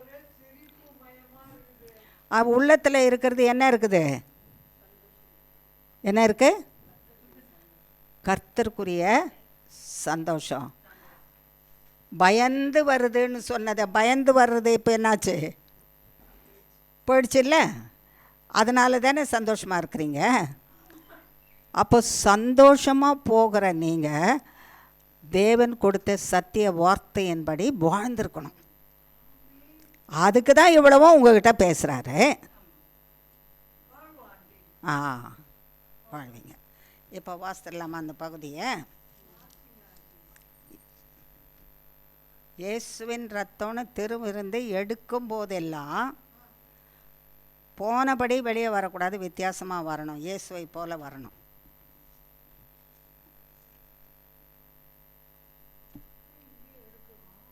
ஆமாம், எடுக்கிறதுக்கு வரீங்கல்ல, வர்றதுக்கு முன்னால் கொஞ்சம் கொஞ்சம் கொசம்பிட்டு வருவீங்க, கராம்பிட்டு வருவீங்க. லேட் ஆகிடுச்சு என்னை எழுப்பலையேன்னுவாங்க. அப்படி இப்படி உராசிட்டு வருவாங்க. ஏசாமிட்ட உராசல் அந்த மனக்கசப்பு, கஷ்டம், சண்டை, சச்சரவு இதெல்லாம் ஒன்றுமே இருக்காதுல்ல. வந்து இயேசுவின் ரத்தத்தை இங்கே திருவிருந்தில் எடுக்கும்போது அந்த சுபாவமெல்லாம் என்ன ஆகிடுது? அப்படியே வருது, அழியுது. அந்த சுபாவம் தான் சாத்தானுடைய சுபாவம். அதை அழிக்கிறதுக்கு தான் இயேசுவின் ரத்தத்தையே நம்ம குடிக்கிறோம். அந்த சுபாவம் நமக்குள்ளே இருந்தால் தான் அது பாவ சுபாவம். அந்த பாவ சுபாவம் இருந்தால் தான் மரணத்தை கொண்டு வரும். ஆகையினாலே அப்படிப்பட்ட ஒரு சின்ன சில்லு குராம்புன்றதை கூட இருக்கக்கூடாது.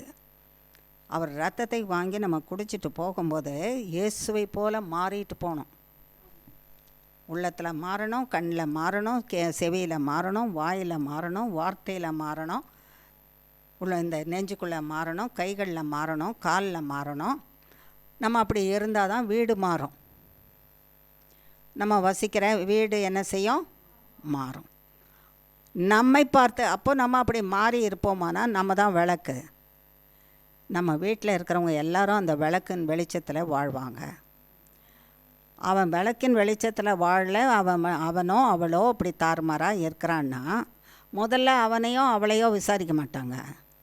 அந்த வீட்டில் இருக்கிற தாயும் தகப்பனையும் தான் விசாரிப்பாங்க. உன் வெளிச்சம் எங்கே? நீ என்னத்தை கொடுத்த? வெளிச்சத்தை கொடுத்துருந்தா அவங்க என்ன செய்திருப்பாங்க? நீ தொடர்ந்து வெளிச்சமே கொடுத்துட்டே இரு, தொடர்ந்து நீ ஏன் இருட்டில் வைக்கிற, லைட் ஆஃப் பண்ணுற, தொடர்ந்து இயேசு கிறிஸ்துவின் சுபாவத்தை தரித்து கொண்டே இரு, உன் வாயிலிருந்து நல்லதே வரட்டுமே. நீ அதை சொல்லிகிட்டே செய்துக்கிட்டே இருந்தியானா அந்த வெளிச்சத்தில் அவன் வாழ்ந்துருவானே? வாழ்ந்துருவானா? வாழ மாட்டானா? அப்போ அவங்க வாழலை, அவன் வாழலை, அவள் வாழலைன்னா யார் பொறுப்பு? உன் விளக்கு எரியல, இயேசு இல்லை. உன் வார்த்தையில் இயேசு இல்லை, உன் உள்ளத்தில் இயேசு இல்லை, உன் சுபாவத்தில் இயேசு இல்லை, உன்னுடைய நடக்கையில் இயேசு இல்லை, நீ போடுற ஆகாரத்தில் இயேசு இல்லை. இருந்தால் அந்த இயேசு கிறிஸ்துவை சாப்பிட்டவங்க, இயேசு கிறிஸ்து உண்ணுகிறவங்க, தண்ணீரை குடிக்கிறவங்க, வார்த்தையில் கேட்குறவங்க, உள்ளத்தில் இயேசு இருந்து மாற்றிடுவார், அவன் வாழ்க்கையை மாற்றிடுவார். நேரம் ஆகிட்டே இருக்குது. ஆனால் கர்த்தர் ஞாபகப்படுத்தினால சொல்கிறேன். ஒரு வெளியூரில் ஒரு தாயும் ஒரு தகப்பனும். அந்த தாயும் ஒரு பக்தி உள்ள ஒரு தாய். அந்த தகப்பன் ஒரு நல்ல பெரிய ஊழியக்காரர். அவருக்கு 2 திருச்சபை, 2-3 திருச்சபை இருக்குது. போதகர். இங்கே நமக்கு நம்ம சபைக்கு ஒரு போதகர் இருக்கிறாருல்ல, அந்த மாதிரி போதகர், அபிஷேகம் பண்ணப்பட்டு அந்த மாதிரி ஒரு போதகர். அவர் ஒரு பெரிய போதகர். அவருக்கு 2-3 இடத்துல சபை இருக்குது. அவரும் அவங்க மனைவியும் 2 பேரும் உத்தமமாய் கர்த்தரை பின்பற்றி உபவாசித்து ஜெபித்து ஊழியத்தை நடத்திட்டுருக்காங்க. அவங்களுக்கு ஒரு மகன்.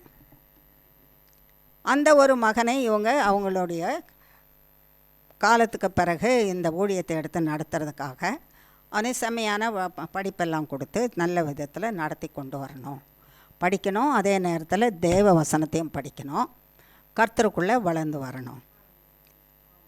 அப்படி படிக்க வச்சுட்ருக்காங்க. அது வெளிநாடு பாருங்கள். அங்கே படிக்க வச்சுருக்கிற காலத்தில் அந்த நண்பர்களோடு சேர்ந்து குடிக்க, ட்ரக்கு எடுக்க, கொலை பண்ண, கேங்ஸ்டரில் சேர்ந்து, கேங்ஸ்டர்னா கொலை கும்பல், கொள்ளை கும்பல், அடித்து நொறுக்கி பணத்தையோ அவங்களுக்கு வேணும். இப்போ பணமே இல்லைன்னா அடுத்தவங்கள நொறுக்கிட்டு கையில் காதில் கையில் இருக்க பர்ஸு என்ன இருக்குதோ அதெல்லாம் எடுத்துகிட்டு அவங்களுக்கு வேண்டிய குடியோ அல்லது மருந்தோ அந்த ட்ரக்ஸோ போதைப் பொருளோ அப்படி வாங்கிறது. சீர்கெட்டு போயிட்டாரு. இது மட்டும் இல்லை, எப்படி கெட்டு போயிட்டாரு? சீர்கெட்டு போயிட்டாரு. வீட்டுக்கே வரமாட்டார். கையில் ஒரு பட்டா கத்தி இதை வச்சுக்கிட்டா அது அந்த அவங்க கூட்டமே அப்படி தானே இருக்குது.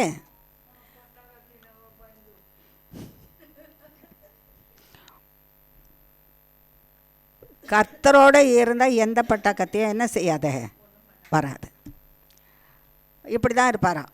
அடுத்தது ஒரு பட்டா கத்தி இருக்குமா, ஒரு ரிவால்வர்னால் கை துப்பாக்கி ஒன்று வச்சுருப்பாராம். ரொம்ப கஷ்டமாயிடுச்சு, கையில் காசே இல்லைன்னா திடீர்னு வந்து இப்படி தான் கதவு அப்படி மூடி இருந்தால் டமாருன்னு ஒரு எத்து கொடுத்தா கதவு ரெண்டும் அப்படியே திறந்துருமா. அப்பாவும் அம்மாவும் அங்கே வந்து முழங்கால் போட்டு ஜெபம் பண்ணிகிட்டு இருப்பாங்களாம். துப்பாக்கி அப்படி வச்சு காட்டிட்டு, காசு கொடு இல்லைன்னா உன்னை சுட்டு கொண்டுடுவேன் அப்படின்னு சொன்னால் அப்பா என்ன பண்ணுவாங்க? என்னை சுட்டு கொல்லாதடா, முதல்ல என்ன யாரை கொல்ல?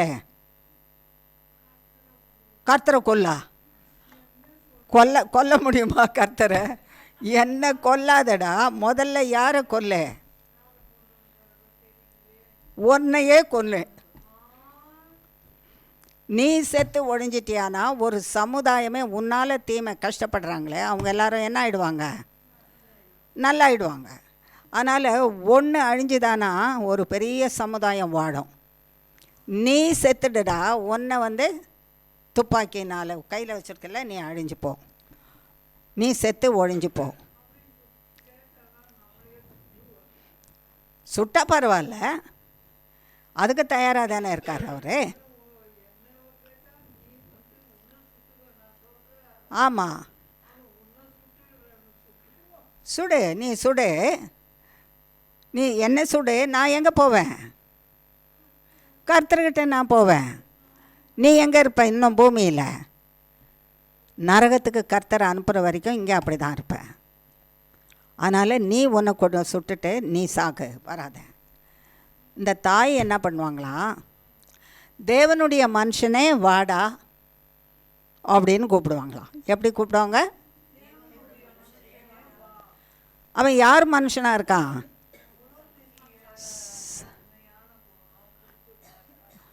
கொடுத்துருக்காரு. ஆனால் அவன் யாருடைய மகனாக இருக்கான்? சாத்தானுடைய மகன். அவனை பார்த்து அவங்க அப்பா இப்படி சொல்லும்போது அந்த அம்மா சொல்லுவாங்கண்ணா, தேவனுடைய மனுஷனே வாடா, வாடா கூட இல்லை, வாப்பா, உனக்கு என்ன காசு தானே வேணும், ஏறு நான் காசு தரேன் ஆனால் காசு எடுத்து கொடுத்து அனுப்பிடுவாங்க.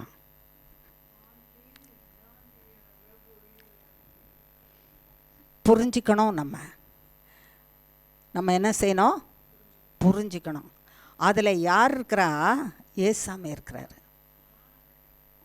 தேவனுடைய மனுஷனே நீ வான்னு கூப்பிடும்போது தேவனால் சிருஷ்டிக்கப்பட்டவன் உன்னை தேவன் மாற்றிடுவார். நான் தேவனை உன்னில் பார்க்குறேன், அதனால் நீ தேவனுடைய மனுஷனாக ஒரு நாளைக்கு மாறிடுவேன். இன்றைக்கி உனக்கு தேவை இந்த ட்ரக்கு, இந்த குடி, இதுக்கு தான் உனக்கு காசு வேணும் தான் எடுத்துகிட்டு போ அப்படின்னு சொல்லிட்டு கொடுத்துருவார். இது விளக்கம் சொல்கிறேன் நான். அந்த அம்மா அவங்கக்கிட்ட விளக்கமெல்லாம் ஒன்றும் சொல்கிறது. இந்த 2 வார்த்தை தான். வருஷங்கள் ஓடிடுச்சு. 5 வருஷம், 7 வருஷம், 10 வருஷம், 11 வருஷம் ஓடி போச்சு. ஒவ்வொரு முறையும் வந்து இதுதான் கதவு திறந்தோன்னா டமார், அதெல்லாம் வந்து பெல் அடிக்க மாட்டான். ஏன் பெல் அடித்தா என்ன செய்ய மாட்டாங்க? கதவு திறக்க மாட்டாங்க. அதனால் வந்தவுடனே ஒரு எத்து விட வேண்டியதான், கதவு உடஞ்சிற மாதிரி கதவு திறந்துட வேண்டியது.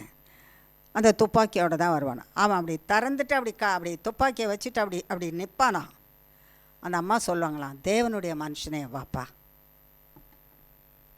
ஒரு நாள் அந்த மகன் கேட்டானா, உன் கண்ணில் என்ன இருக்குது? பார்வை இருக்குதுன்னு சொன்னாங்களாம். நீ என்ன பார்க்குற? என்னை பாரு எப்படி இருக்கிறேன் நான்.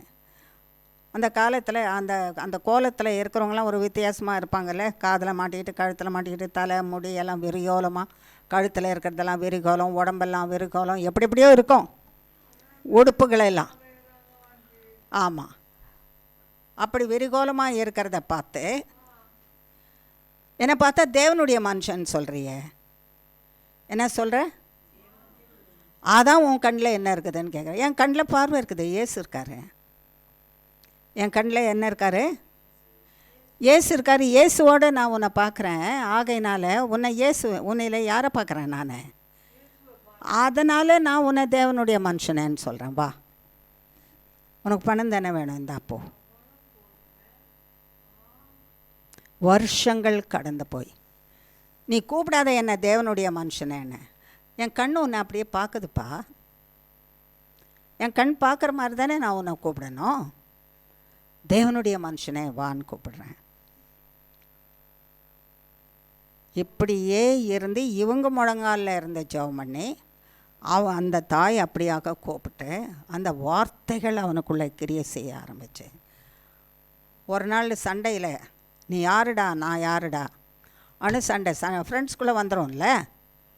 நீ யார் நான் யார், நீ யாருடா அண்ணா நான் அப்படின்னு சொன்னானா.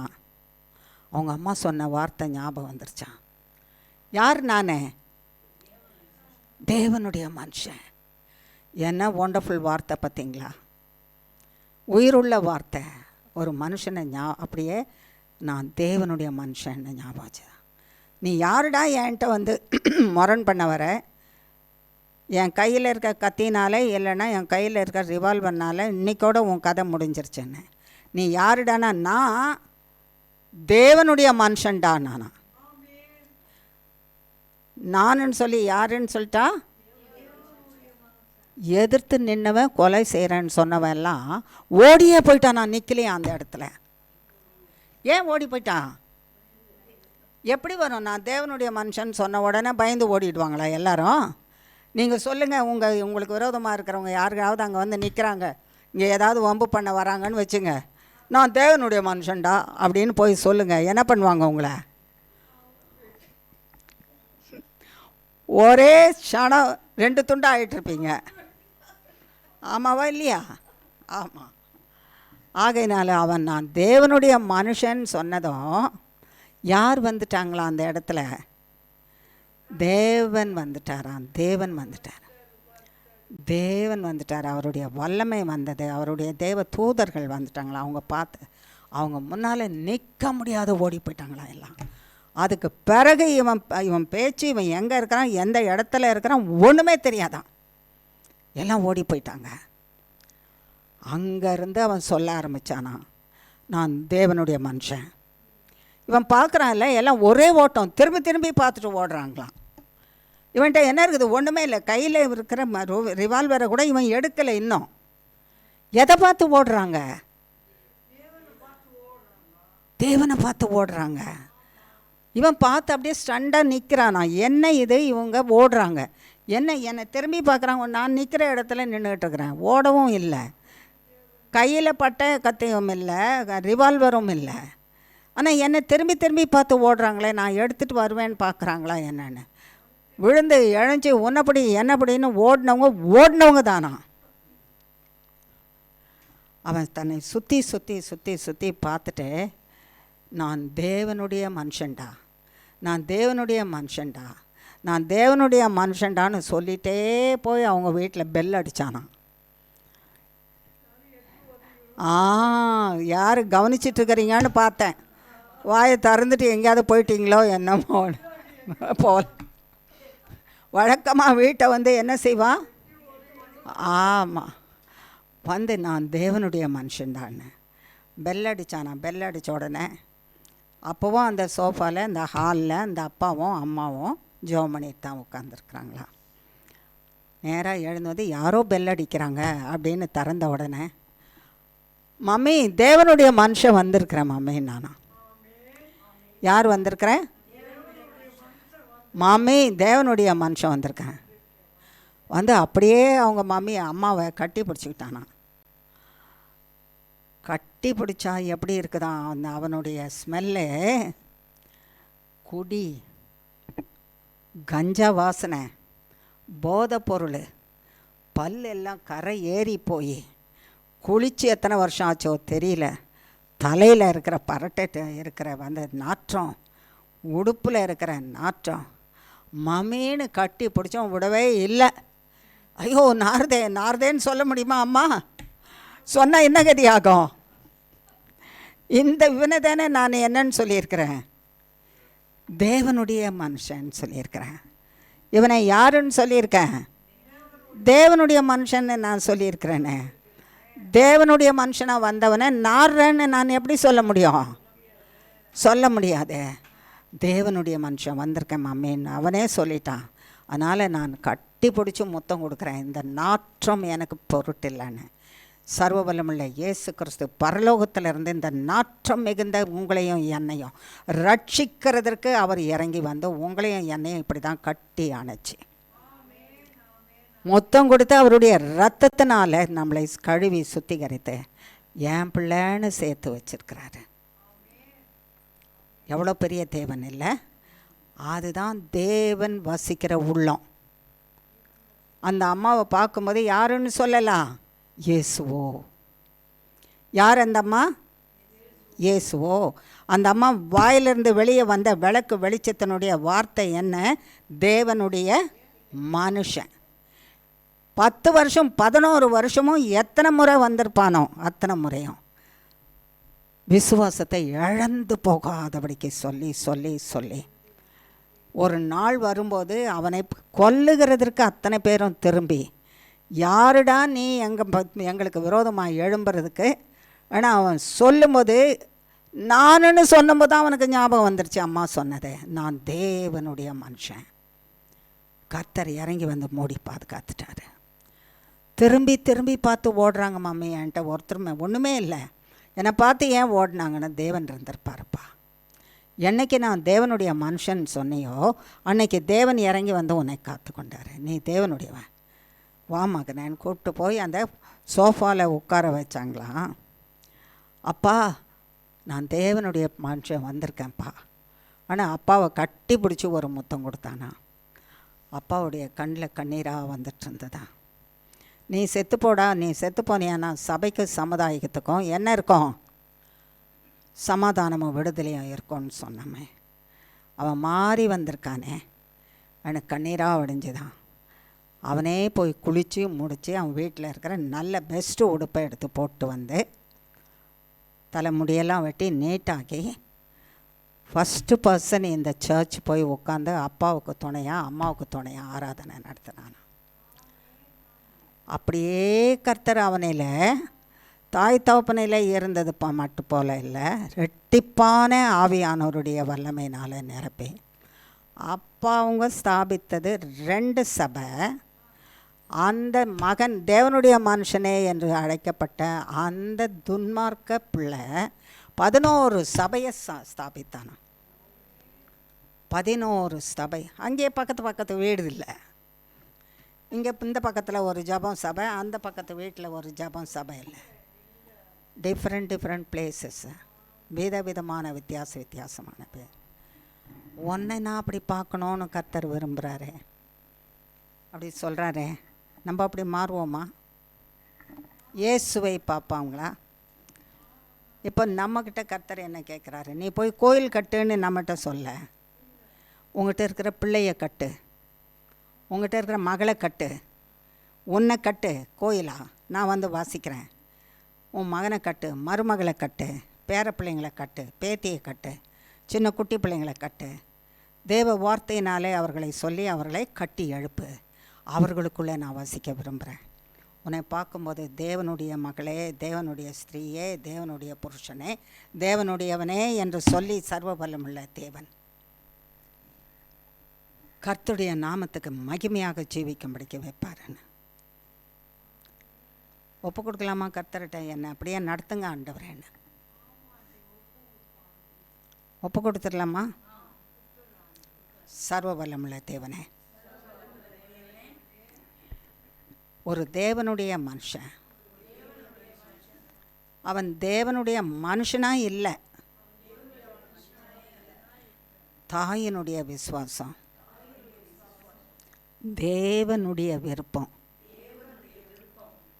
சொல்லிட்டு நீ தேவனுடைய மனுஷன். இயேசுவின் நாமத்தினால நீ ஒரு தேவனுடைய மனுஷன் என்று சொல்லும்போது உன் வாயிலிருந்து புறப்பட்டு வருகிற இயேசுவின் நாமம் என்ற வல்லமை அந்த மனுஷனுக்குள்ளே புறப்பட்டு போய் அவனுக்குள்ளே இருக்கிற சத்ருவினுடைய ராஜரீகத்தை அழித்து அவனை இயேசுவின் இரத்தத்தினால கழுவி அவன் யார் என்பதை இயேசு உணர்த்தினார், பரிசுத்த ஆவியானவர் உணர்த்தினார். பரிசுத்த ஆவியும் இயேசுவும் உணர்த்தும் போது நான் தேவனுடைய மனுஷன் என்று அறிக்கை பண்ணினான். சர்வ வல்லமுள்ள தேவனே, அவனுக்குள்ள இருந்து நீர் உம்முடைய மகத்துவத்தை வெளிப்படுத்தி வல்லமையை வெளிப்படுத்தி அதிசயங்களும் அற்புதங்களையும் செய்து 11 சபைகளை ஸ்தாபித்து ஒரு சபையிலும் ஆயிரக்கணக்கான மக்களை சேர்த்து கர்த்தருடைய நாமம் மகிமைப்படும்படிக்கு செய்தீரே. அது சத்தியமாயிருக்க எங்களையும் எங்கள் பிள்ளைகளையும் எங்கள் வீட்டில் உள்ள பேரப்பிள்ளைகளையும் சந்ததிகளையும் சந்தானங்களையும் ஆவிக்குரிய பிள்ளைகளையும் மருமக்களையும் இனத்தார் ஜனத்தாரையும் எங்களிடத்தில் ஜெபிக்க கேட்டிருக்கிற அத்தனை பேரையும், ஒவ்வொரு கணவனையும் ஒவ்வொரு மனைவியும் ஒவ்வொரு குடும்பமும் ஒவ்வொரு வாசஸ்தலமும் ஒவ்வொரு எல்லையும் சர்வ வல்லமுள்ள தேவனே, இயேசு கிறிஸ்துவின் இரத்தத்தினாலே நிறையப்பட்டு கழுவப்பட்டு சுத்திகரிக்கப்பட்டு நிலைநிறுத்தப்பட்டு ஆவியானவர் இந்த சரீரத்துக்குள்ள இந்த ஆவி ஆத்மாக்குள்ள ராஜரீகம் செய்து நீர் வசிக்கிற தேவ ஆலயங்களாக இயேசு கிறிஸ்து நாமம் எங்களுக்கு தர்ப்பிக்கப்பட்டு பிதாவினுடைய பிரசன்னம் எங்களோட இருந்து பிதாவின் அடைக்கலம் எங்கள் பேரில் விரிக்கப்பட்டு எங்களை பார்க்கிறவர்கள் இவர்கள் தேவனுடைய மனுஷர்கள், இவன் தேவ மனுஷன், இவள் தேவ மனுஷி, இந்த பிள்ளை தேவ பிள்ளை, இவன் இயேசுவோ இவள் இயேசுவோ என்று சொல்லத்தக்கதாக நீர் வரும் பரியந்தம் எங்களிலே ராஜரீகம் செய்து எரிந்து பிரகாசிக்கிற விளக்குகளாக எங்களை மாற்றி எங்கள் தேவைகள் எல்லாவற்றையும் சந்தித்து எங்கள் நன்மைகளை தடுக்கிற வேராயிருக்கிற சாத்தானும் அவன் கைக்கூலிகளும் வேரோடு அழிந்து கர்த்தருடைய நாமம் மகிமைப்படும்படி நாங்கள் ஒவ்வொருவரும் எங்கள் குடும்பமும் நாங்கள் ஜெபிக்கிறவர்களும் அவ்வண்ணமாக தேவ புருஷர்களாக தேவ ஸ்திரீகளாக இயேசுவாக வாழ்ந்து வளம் பெற உம்மை மகிமைப்படுத்த எங்களோடவே இருப்பீராக. உம்முடைய அடைக்கலத்தில் வைத்து காத்துக்கொள்வீராக. இந்த எல்லா விண்ணப்பங்களையும் கர்த்தராகிய இயேசு கிறிஸ்துவின் நாமத்தினாலே பாதம் பணிந்து தாழ்மையோடு கேட்கிறோம் பிதாவே. ஆமேன், ஆமேன், ஆமேன். என் ஆத்துமாவே கர்த்தரை ஸ்தோத்திரி, என் முழு உள்ளமே அவருடைய பரிசுத்த நாமத்தை ஸ்தோத்திரி. என் ஆத்துமாவே கர்த்தரையே ஸ்தோத்திரி, அவர் செய்த சகல உபகாரங்களையும் மறவாதே. ஆமேன், ஆமேன், ஆமேன். இயேசுவின் ரத்தம் ஜெயம். இயேசுவின் நாமத்துக்கு ஸ்தோத்திரம். ஆமேன், ஆமேன், ஆமேன். God bless you all.